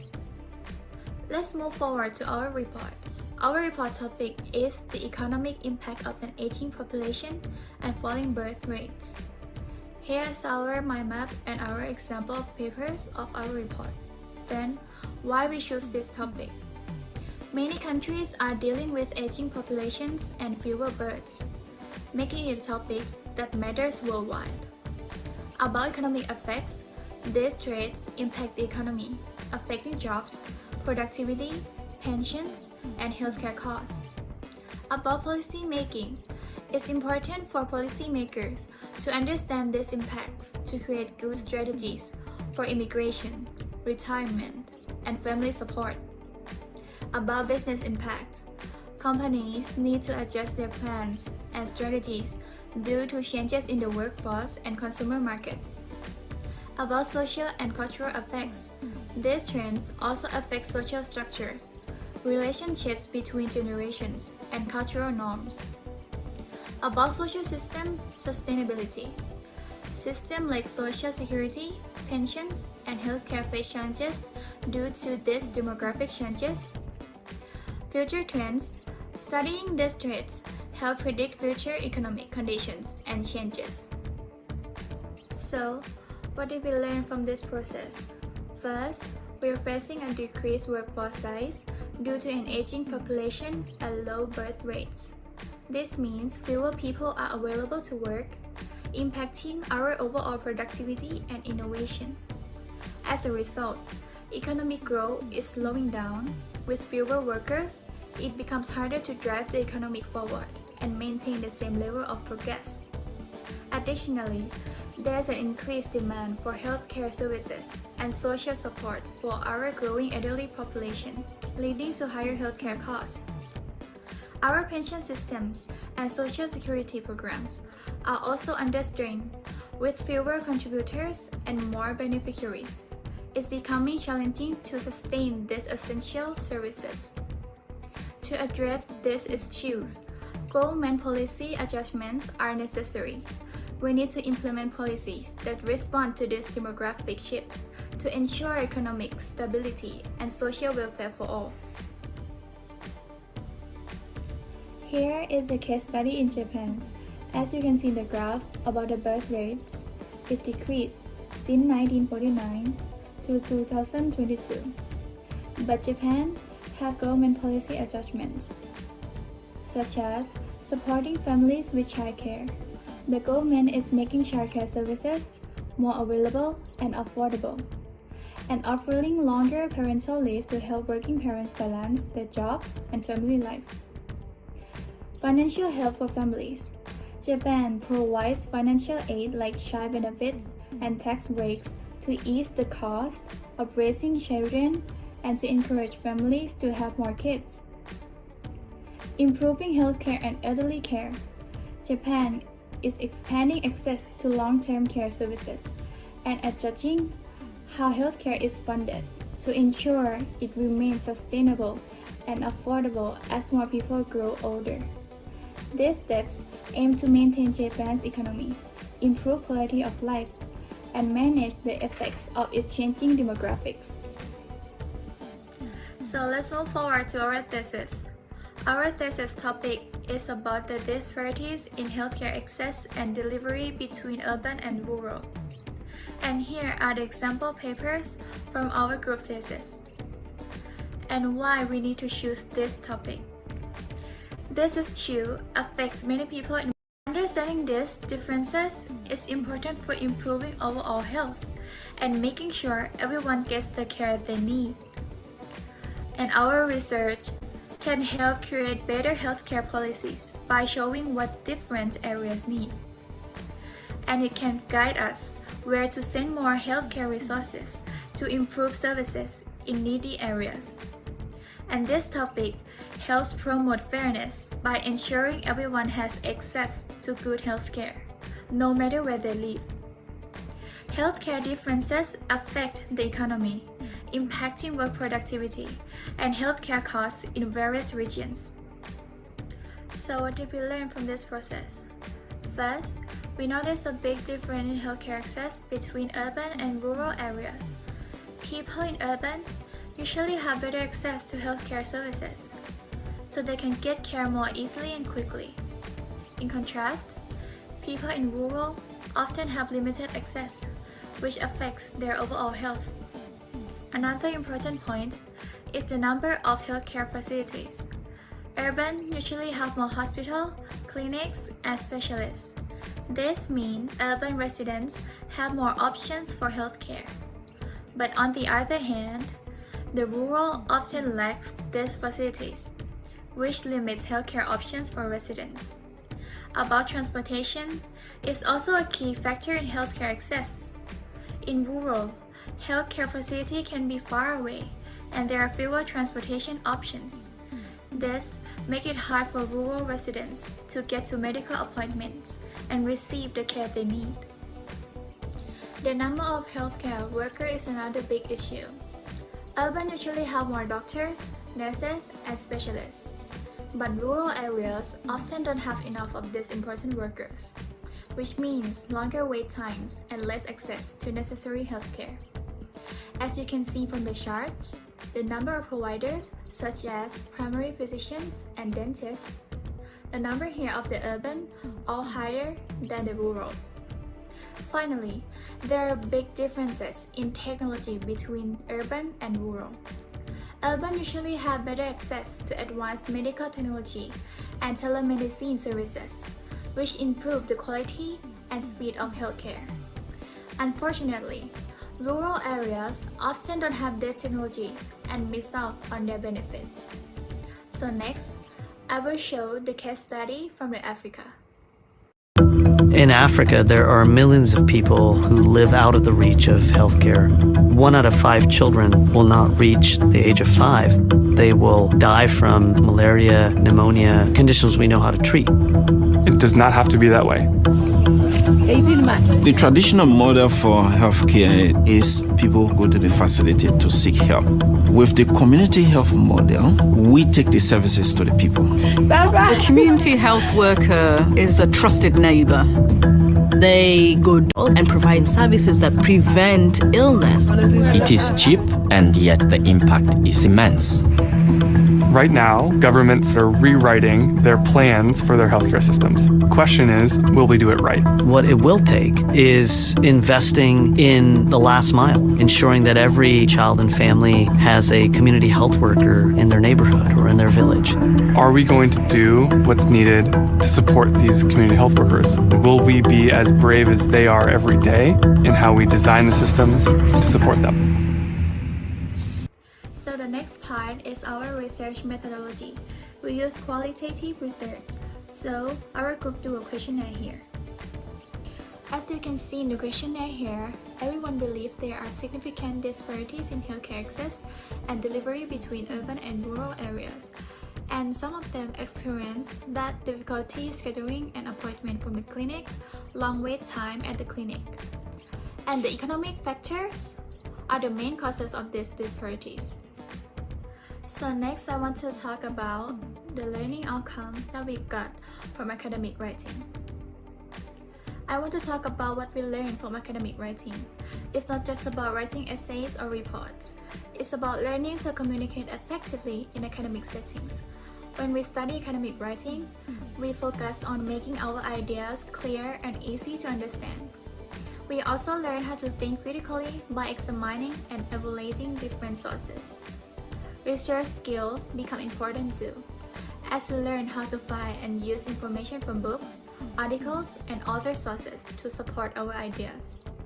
Another big part of academic writing is following the rules, like how to cite sources correctly and use the right format for our papers. We also practice making strong arguments and supporting them with evidence. And when we write, we revise and edit our work to make sure it's as clear and polished as possible. Lastly, we learn about ethics in writing, such as giving credit to others for their ideas and not copying someone else's work. This skill helped us not only in school but also in our careers, as we became better in sharing our thoughts and contribute to important discussion in our fields. Academic writing teaches more than just writing. It teaches us how to think critically, communicate effectively, and contribute meaningfully to our academic and professional communities.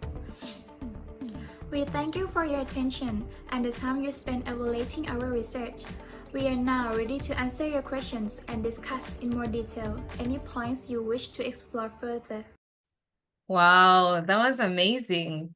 As someone who loves fashion, I am very much challenged by your essay to, be more conscious in my fashion as I shop from people who, pay their workers and use sustainable resources, as well as your thesis. It was very insightful and compelling. And I think I speak for the audience when I say we've definitely been impacted and will act better will be better to our communities.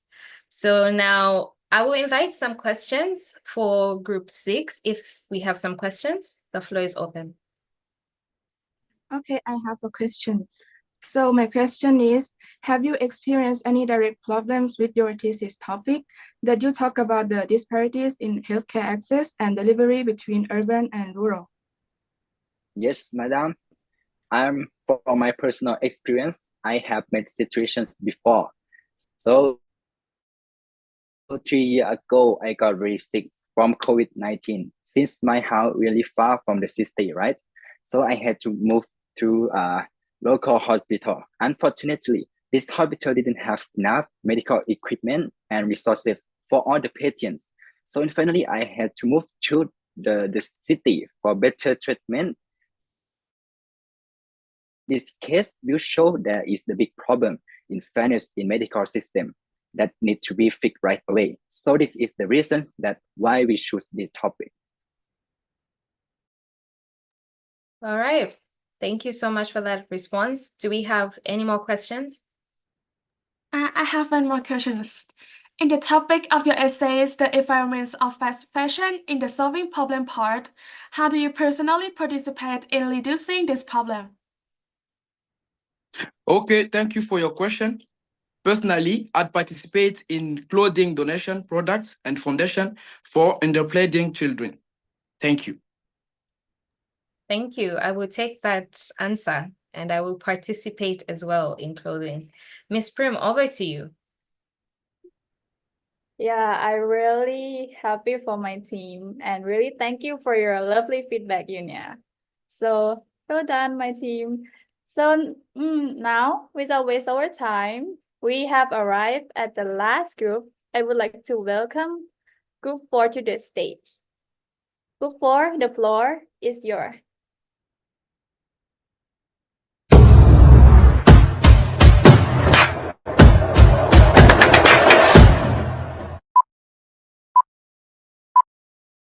Hey guys, we are from Group 4.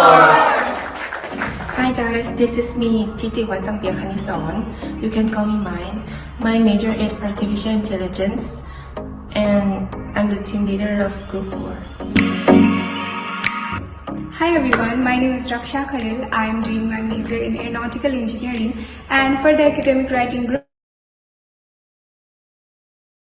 4, I am serving as the Deputy Team Leader. This is Shanika Narabun. You can call me Fa. I'm studying Artificial Intelligence and I'm from Academic Writing Group 4. Hello, my name is Dharma. Aeronautical Engineering. I'm a member of Academic Writing Group 4. My name is Irene Choi Young. My major is International Business and I'm from Academic Writing Group 4. Hi, I'm Nacha Angkawala Panukon. You can call me Pei. As two of my fellow team members, I too am majoring in Aeronautical Engineering and I belong to Group 4.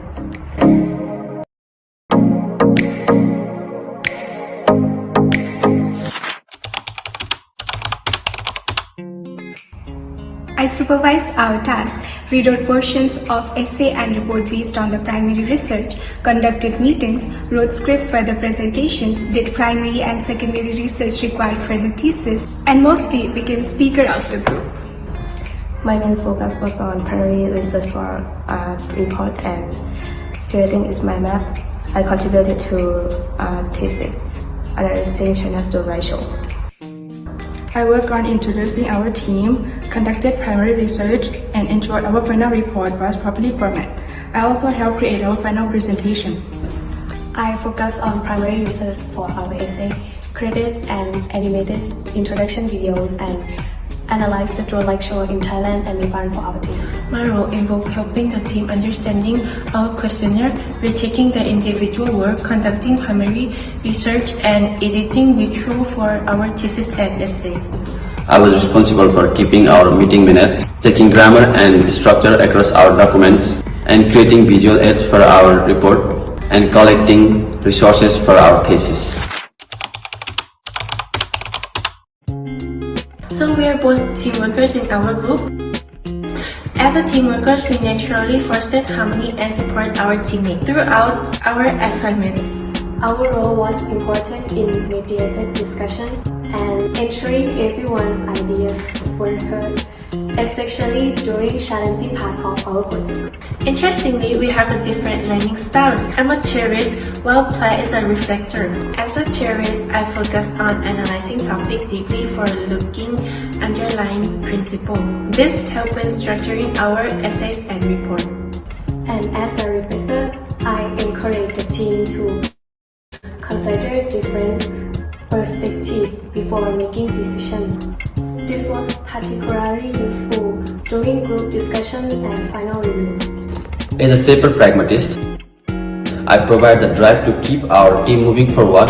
My role was crucial in maintaining the team's focus and momentum, and I often ask how can we apply this effectively or what's our next concrete step. Hey there! We are the coordinators of our group, and I've got the Reflector learning style. I've also got the Reflector learning style. And an activist. Our coordinator roles mean we were always juggling tasks, weren't we? Yeah, absolutely. Remember the role light show thesis? Oh my god, it was quite a challenge. Yeah, it was, but our different style really came in handy. Fa was an activist, and you and me were reflectors. Different types of coordinator will work out so well and complete tasks more efficiently.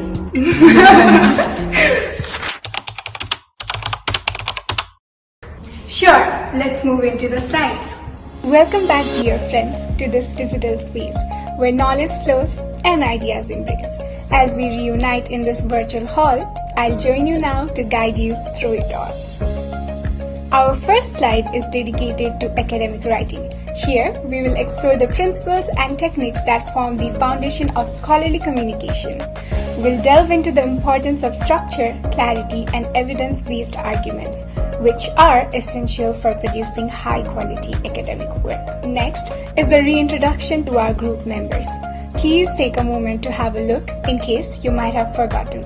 And I would like to repeat it again, each member has contributed significantly to our collective learning journey. Now let's move on to the table of contents. This slide outlines the topics we will be discussing. I'll give you a few seconds to review it and get an overview of what we will be covering in the upcoming slides. Alright, what is academic writing? Let's dive into what academic writing means for us. What comes to mind when you hear academic writing? Formal, structured, evidence-based. It's all of these and much more.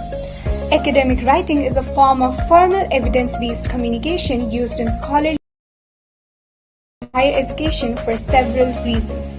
First, it helps us develop critical thinking skills. Second, it allows us to convey complex ideas clearly and effectively. And third, it enables us to participate in scholarly discourse. You might wonder what this course covers to help us master academic writing. We'll explore research methods, citation styles, argument structure, and scholarly writing conventions. Each of these components is essential for producing high-quality academic work. Let's review our key learning outcomes. What have we achieved?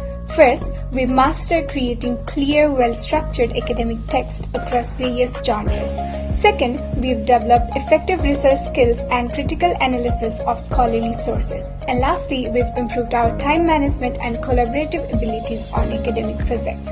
These outcomes represent significant growth in our academic capabilities, equipping us with essential tools for success in our studies and beyond. Ready to see how we apply these skills? Let's move on. Now let's talk about an essential skill we've mastered, writing professional resumes. Step 1. Resumes introduce you professionally to secure interviews.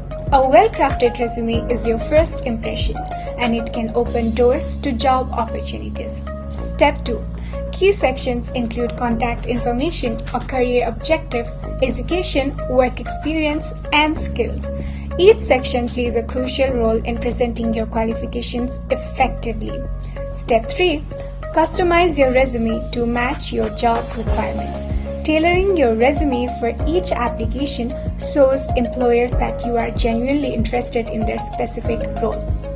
Alright, why is a professional resume so important? It highlights your qualifications, showcases your achievements, and demonstrates your fit for the job. From this process, we've learned the importance of clear, concise, and targeted communication in our resumes. Now that we've covered the key aspects of resume writing, let's see how we put all our collective knowledge into practice. This slide showcases examples of resumes from all of our team members. These samples reflect how we've applied the principles we've learned together, from structuring the content to tailoring it for specific roles. Each resume highlights the unique skills and experiences of our team members while incorporating the best practices we've discussed.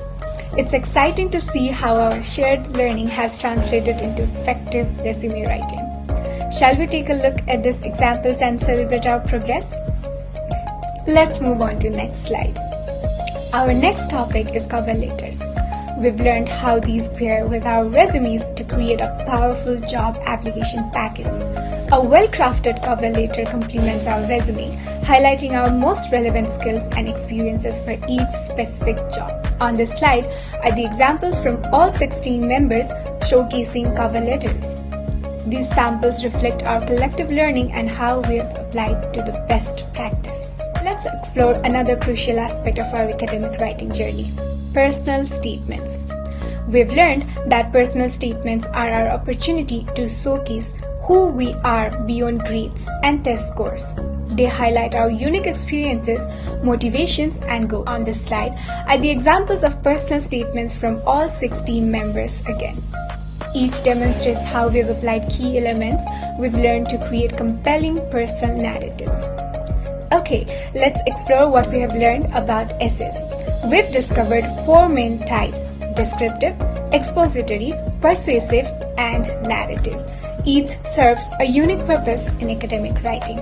We've also mastered the classic essay structure: introduction, body, and conclusion. Along the way, we picked up key strategies for developing strong arguments and clear writing. For our own essay project, we choose an intriguing topic: the evolution of internet slang. We were drawn to this subject because it's a trend that has been prevalent among Gen Z for quite some time. We wanted to understand its origins and how it continues to evolve daily. On the next slide, you will see our journey from brainstorming to the final essay. We've included our rough working papers, mind maps, and the polished final product. This process taught us valuable lessons in research, organizations, and academic writing.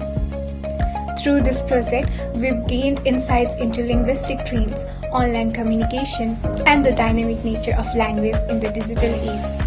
It's been fascinating to see how internet slang reflects and shapes our culture. Okay, moving on, let's explore what we've learned about report writing. We've discovered that reports serve crucial purposes in academic writing, presenting research findings, informing decision-making, and demonstrating understanding.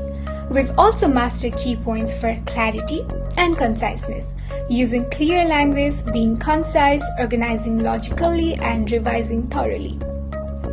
For our report project, we chose an exciting topic: from niche hobby to global phenomenon, the rise of esports. This subject fascinated us because many of our team members are avid esports players, and we wanted to delve deeper and cause public awareness, so we also conducted a survey. On this next slide, you can see our journey from brainstorming to the final report. We've included our mind maps and rough working papers, showcasing our thought process. The following slide presents the structure of our final report: title, abstract, introduction, methods, results, discussion, conclusion, and references. This structure helped us organize our findings more effectively. Through this project, we've gained valuable insights into the esports industry and its rapid growth. We've also honed our skills in data collection, analysis, and academic writing. Now, we've come to a crucial part of our presentation: thesis writing. This is where we applied our academic writing skills to a substantial research project. On our first slide of the thesis, we see the key elements of developing a thesis statement. We learned that a thesis statement concisely summarizes the main point in 1 or 2 sentences. It's crucial because it guides the direction and helps readers understand the central argument. We also discovered that a strong thesis statement should have clarity, specificity, and arguability. Moving on to the next slide, you'll see our journey from brainstorming to developing our thesis. Our topic was: what is a drone light show? Programming behind the drone light shows. We've included our rough working papers and mind maps, which show our thought process as we refined our ideas. We chose this topic because it beautifully combines our team members' measures: artificial intelligence, international business, and aeronautical engineering. It allowed us to explore a cutting-edge technology that's making waves in entertainment and marketing. On this slide, we outline what we learned about structuring a thesis. We discovered the importance of a well-crafted abstract, a clear main body, a robust research technology, detailed findings, and insightful conclusions. Our final slide for the thesis showcases our completed thesis. We analyzed drone light shows in Thailand, Nepal, and China, countries that are significant to our team members, as some of us are from Thailand, some of us are from Nepal, and then China is our country where we study. So this cross-cultural approach allowed us to examine how this technology is being adopted and adapted in different contexts. Through this process, we learned valuable lessons in research methodology. We conducted literature reviews and also analyzed case studies.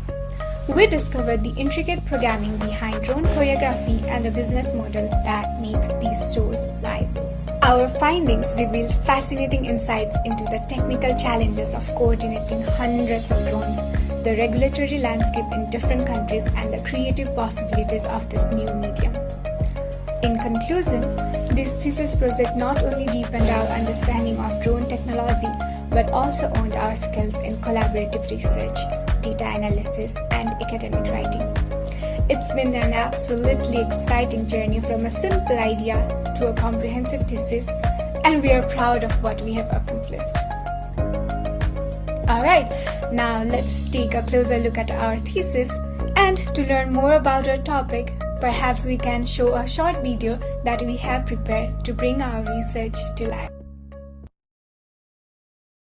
Have you ever gazed up at a mesmerizing display of lights dancing through the night sky, forming intricate patterns and dazzling images, and fallen completely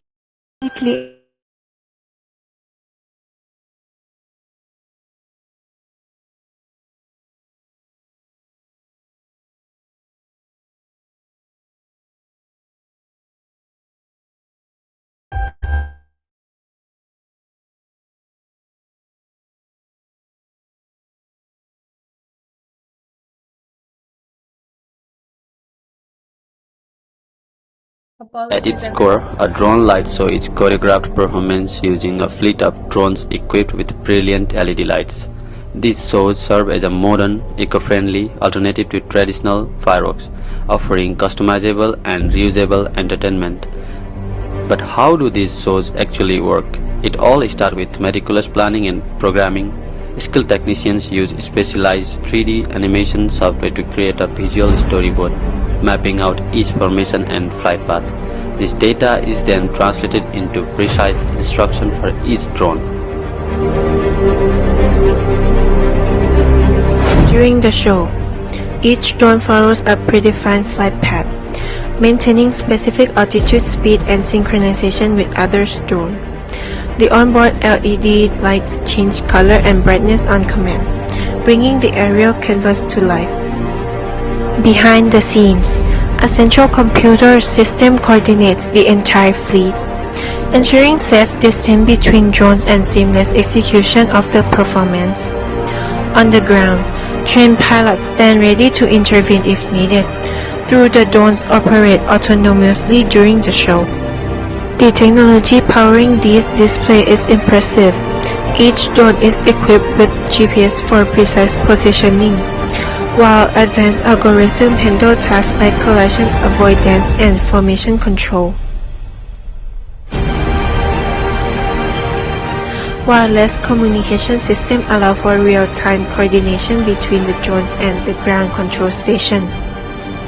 As drone light show technology continues to evolve, we are seeing increasingly complex and awe-inspiring performances. From corporate events to music festivals, these aerial displays are captivating audiences worldwide. So the next time you witness a drone light show, remember the intricate blend of technology, creativity, and teamwork that makes it all possible. It's not just a light show, it's a glimpse into the future of entertainment.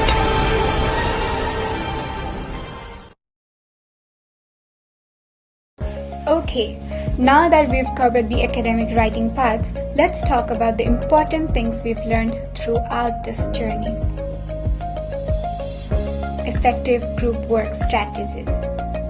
We have learned the importance of collaboration in academic settings. Collaboration enhances learning, fosters critical thinking, and prepares us for real-world teamwork by pooling diverse skills and knowledge. Key strategies for successful group work include effective communication, delegation, and conflict resolution. Diverse perspectives lead to more innovation, solutions, improved problem solving, and a broader understanding of topics, enriching our learning experience. Leadership skills in group work. Next, we explore leadership skills in group work. A leader guides a group towards its goals, facilitates collaboration, and ensures that tasks are completely done and done efficiently. Key leadership qualities include communication, organization, and motivation. Effective leadership qualities involves facilitating meetings, setting clear goals, and resolving conflicts. I think these skills have been crucial in our group projects, and it helped us stay organized and motivated. Time management tools and techniques. We have also learned to use various time management tools effectively. For example, Google Calendar and Outlook Calendar help us schedule tasks, while bullet journals and daily planners help us to keep and be organized.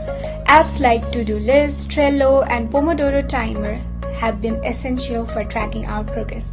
Real-life examples include a college student balancing coursework and a project manager using Trello to coordinate team tasks efficiently. Time management tools and techniques. We have also learned to use various time management tools effectively.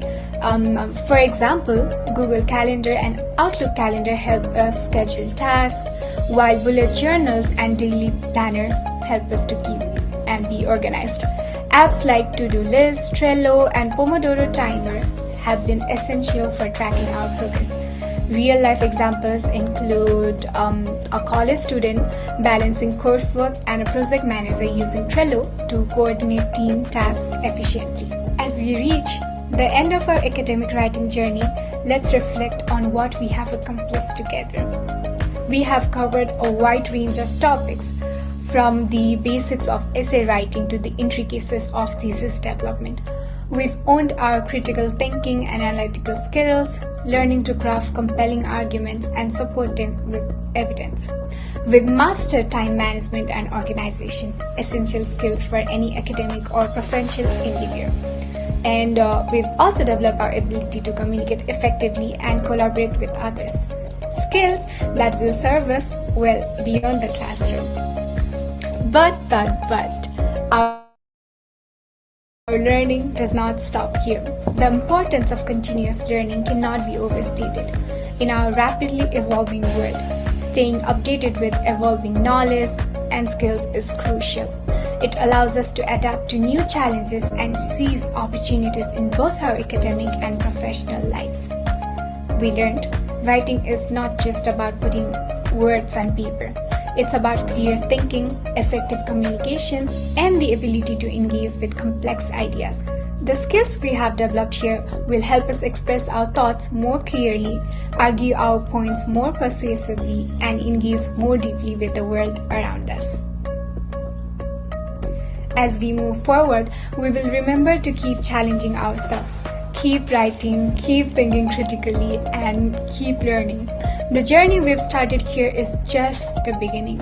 I'm excited to see how we will use these skills to shape our future and make our mark on the world. Before we conclude, I'd like to open the floor for any questions you might have, whether it's about the topics we have covered, the projects we have undertaken, or just anything. Don't hesitate to ask. Finally, I want to express our sincere gratitude to all of you for your attention and engagement throughout this presentation. Your interest and participation have made this journey even more rewarding for us. We hope that you found our insights valuable. Thank you for being such a wonderful audience.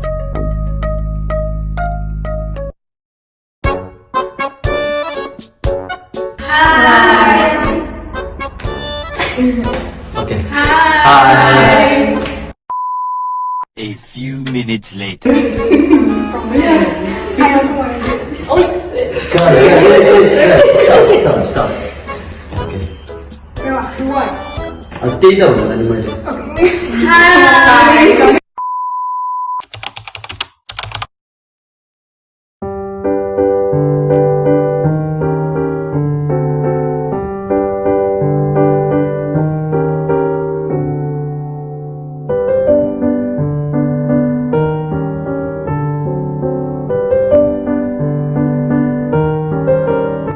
Well done to group 4.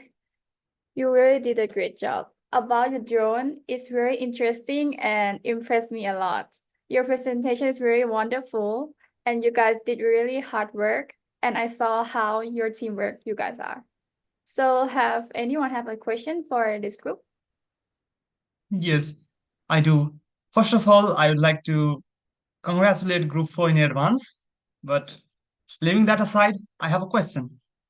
Well, your thesis delves into programming of drone light shows. So, can you elaborate on how advances in AI and machine learning are being leveraged to enhance specifically choreography and performance of these aerial displays? Thank you. Thank you so much for paying attention. So about your question, I'll be answering you. So in our thesis, we explored how AI and machine learning are transforming drone light shows. So I said this in the video also. So choreography systems now use ML algorithms to analyze past performances and generate intricate synchronized drone movements that would be nearly impossible to program manually. So this AI-powered systems can dynamically adjust the drones in real time, responding to environmental conditions and audience reactions to create more immersive interactive experiences. So computer vision and sensor data allow the drones to detect crowd cues and modify their movements and lighting accordingly. And also advances in reinforcement learning also enables producers to train their systems to optimize for specific performance metrics such as visual impact, energy efficiency, and safety. So as AI and ML capabilities continue to evolve, we expect to see even more innovative applications that push the boundaries of drone light show spectacles. I hope I answered your question. Thank you so much. Thank you, Raksha. So do we have another question? Yeah, I do have a question for group 4. So first of all, that was a smooth and very good presentation from group 4. So I have heard and seen this industry has transitioned from niche hobby to a global phenomenon. So I have a question. What are some of the key factors that have contributed to mainstream acceptance of esports as a form of entertainment and complement? So this is my question. Thank you, Milan, for the question. I'm going to answering your question. I'm a member of Group 4, Dharmendra Vista. The key factors about the niche esports, the transition of esports from niche to mainstream can be attributed, and it's going on like several key points is exponential viewership growth has demonstrated esport commercial viability, attracting investment from traditional media and sports entities. Professionalization, including salaried players and franchise team, has learned legitimacy to the industry. Technology advancement in streaming and gaming hardware have expanded esports reach and accessibility. The COVID-19 pandemic acted as a catalyst, driving increased viewership as traditional sports were disrupted. Changing perception have broadened esports appeal to a wider demographic. This factor collectively have propelled sports from subculture to global phenomenon. Thank you. Thank you, Derek, for your clear words. Yeah, thank you for all wonderful answers. So now I want to take hand over to our host, Yunia. Thank you so much, Prim. I'd like to just take a moment to appreciate the hard work that Group 4 has done. I must say, I was very engaged from beginning to end. It was very informative. I love drones. So that was a very interesting topic for me to pay attention to. And you presented it so beautifully. But, I think all things must come to an end. Prim, wouldn't you agree? I agree. Yeah, I agree. So after we have seen all the wonderful presentation for today, now it's time flies. It's time to say goodbye right now. So let me invite my lovely friend Zawadi to deliver closing remarks and word of thanks on behalf of our batch 2023. Zawadi, stage is yours. Thank you, Ms. Fran, Honorable Dean, Vice Dean, esteemed Professor Wallace, distinguished member of jury, and fellow students. Today marks a significant milestone as we gather to conclude this competition. I extend my heartfelt gratitude to each of you for gracing us with your presence and unwavering support throughout this journey. Your participation has been integral to the success of this event.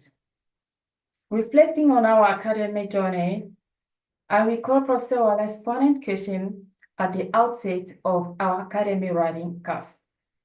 I expressed my aspiration to confidently share my thoughts and experience with an audience, and aspiration relates today as I stand before you delivering this speech.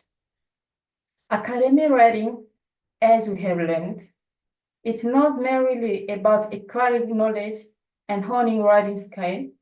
It is about cultivating courage and clarity in our communication. Throughout this semester, each class offered new insight and methodology to enhance our writing and our presentation ability, witnessing the remarkable progress in our peace-speaking, writing, and overall confidence has been truly inspiring. Lao Tzu said, "Xian li xing xing, xi yu su qia." This ancient wisdom means a journey of 1,000 miles begins with a single step. It's emphasizing the importance of taking the first step toward a goal, no matter how daunting it may seem. It encourages perseverance and determination, reminding us that even the most ambitious endeavor starts with small initial actions. Just as every journey starts with a single step, every achievement begins with the decision to begin and the commitment to continue moving forward. To the student of next batch, I encourage you to actively engage in Professor Wallace's listen and activity. Embrace this opportunity to discover and refine new potential. With Professor Wallace's guidance, you will undoubtedly be inspiring to excel, paving the way for future achievement in both academic and professional realms. As we celebrate this momentous occasion, let us extend our sincere appreciation to Professor Wallace for his invaluable mentorship and guidance. His steadfast support has propelled us forward, enabling us to overcome challenge and emerge victorious in our academic pursuit. In conclusion, I express my utmost admiration to everyone who contributed to the realization of today's event. To all participants, take pride in your accomplishments and may the experience fuel your future endeavor with confidence and determination. I eagerly anticipate witnessing the remarkable achievement that lie ahead for each of you. Thank you all for your participation and support. Now, I yield the floor to our esteemed host to proceed with the next segment of our event. Thank you.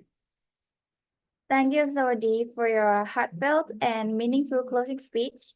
With this, today, NUAA Academic Writing Presentations Competition 2024, Part 1 concludes. See you all on 5th July at 2 p.m. on this platform again to see more amazing presentation which will thrill you. Please reserve the time.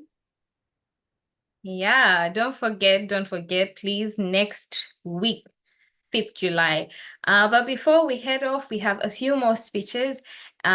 Before they come through, our classmates will come through to give some speeches. I would just like, on behalf of Batch 2023, to say a huge thank you to our Professor Wallace, whose gentle guidance and dedication to this course has made us all better students. I believe that everything that we have learned we'll be able to apply in our academic journeys and our professional lives as well. And hopefully we'll make him proud. So without further ado, for our speeches, we have Respect jury members, Professor Wallace, and distinguished guests. Thank you for your attention today.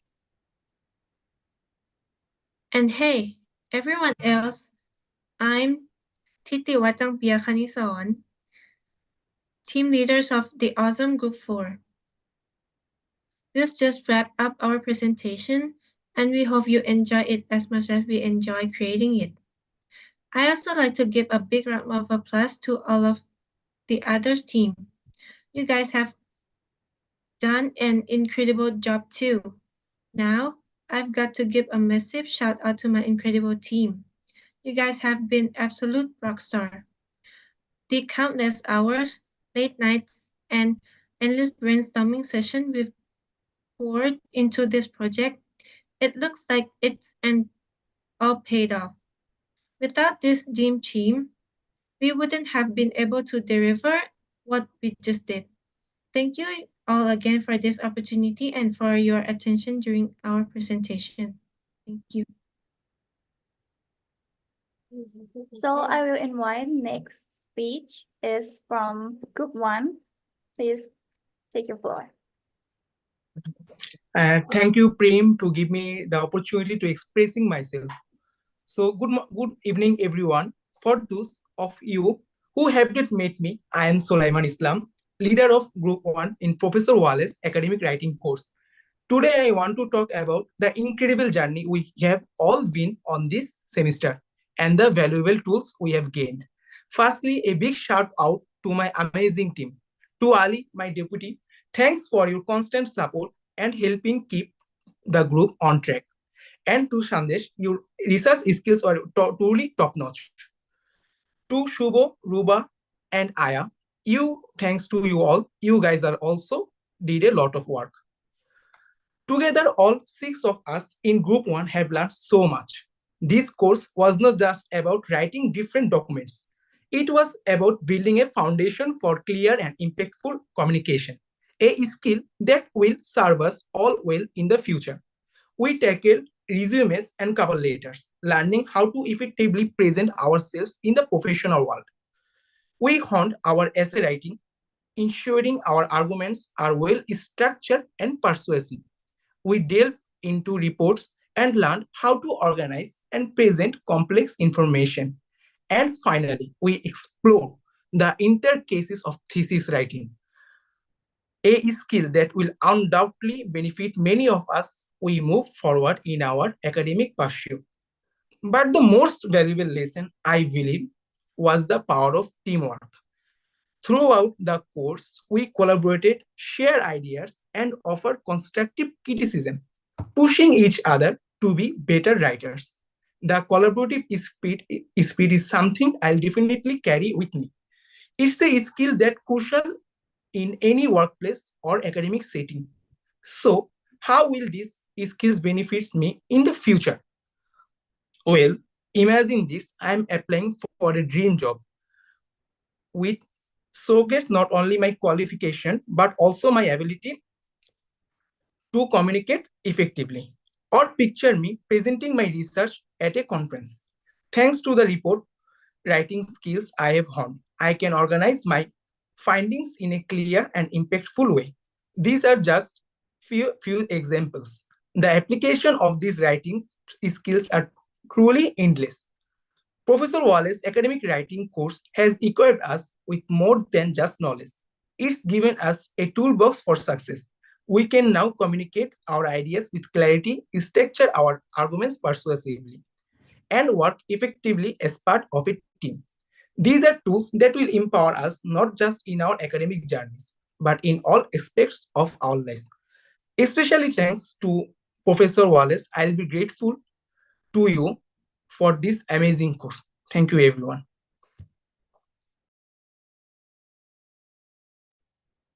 Thank you for your lovely speech. So next, let me continue to Group 5.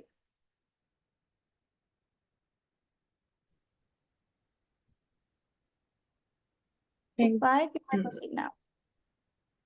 Thank you for this opportunity to express myself.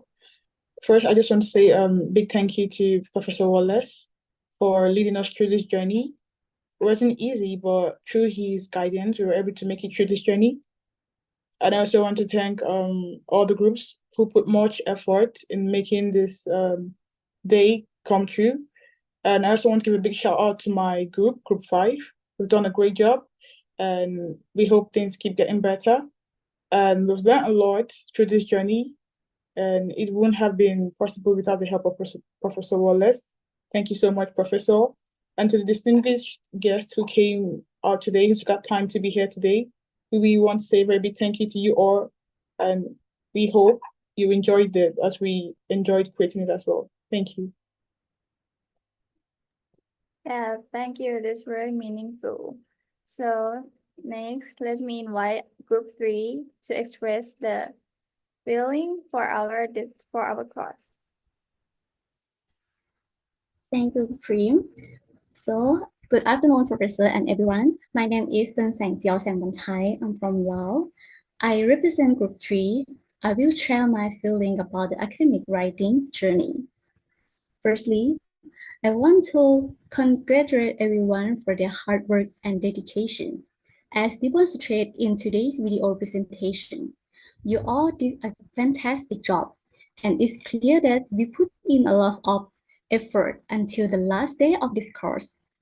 I want to acknowledge Professor Wallace for enabling us to collaborate and giving us several recommendations during this journey. Initially, I found that it's very challenging because I was not proficient in English, and it was hard to communicate with the group. However, my teammates were really supportive. They encouraged and comforted me when I faced difficulties. I want to thank our team leader for working hard and recognizing the talents of everyone on the team, as well as for allowing everyone to contribute in their areas of expertise, and for guiding the team until today. I also want to express my gratitude to our deputy leader.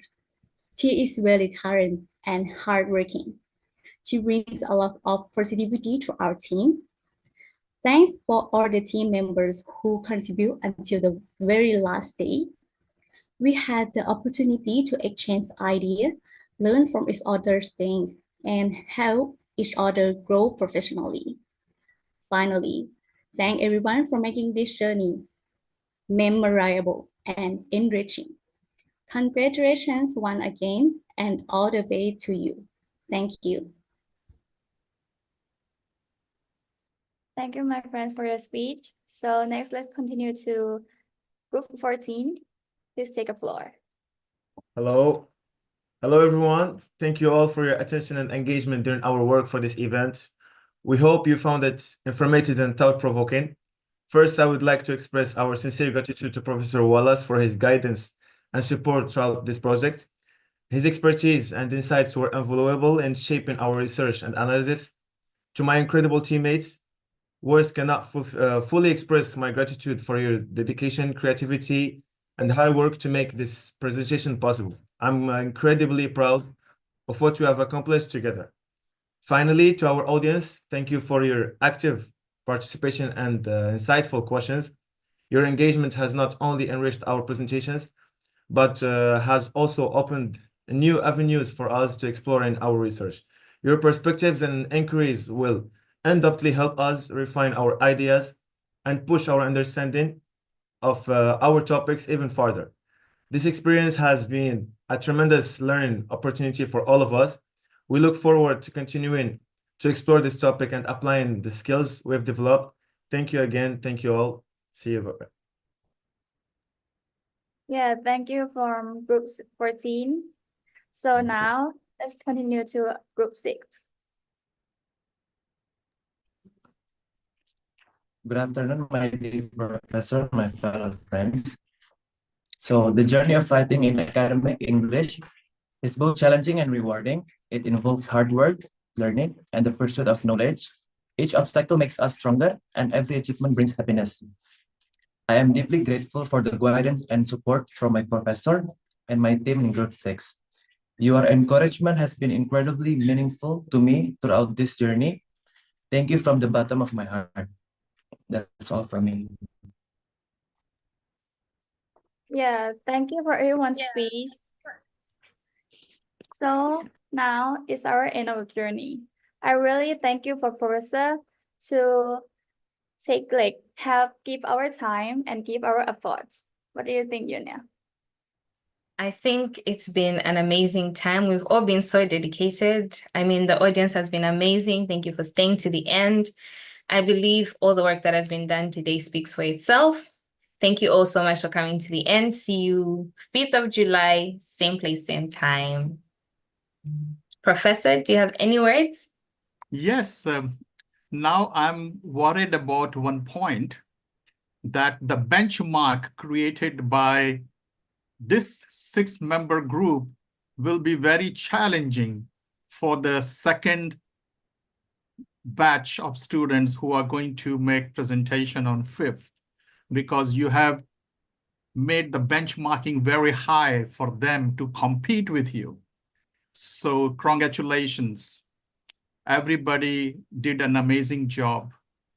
All the speakers, hosts, you worked hard.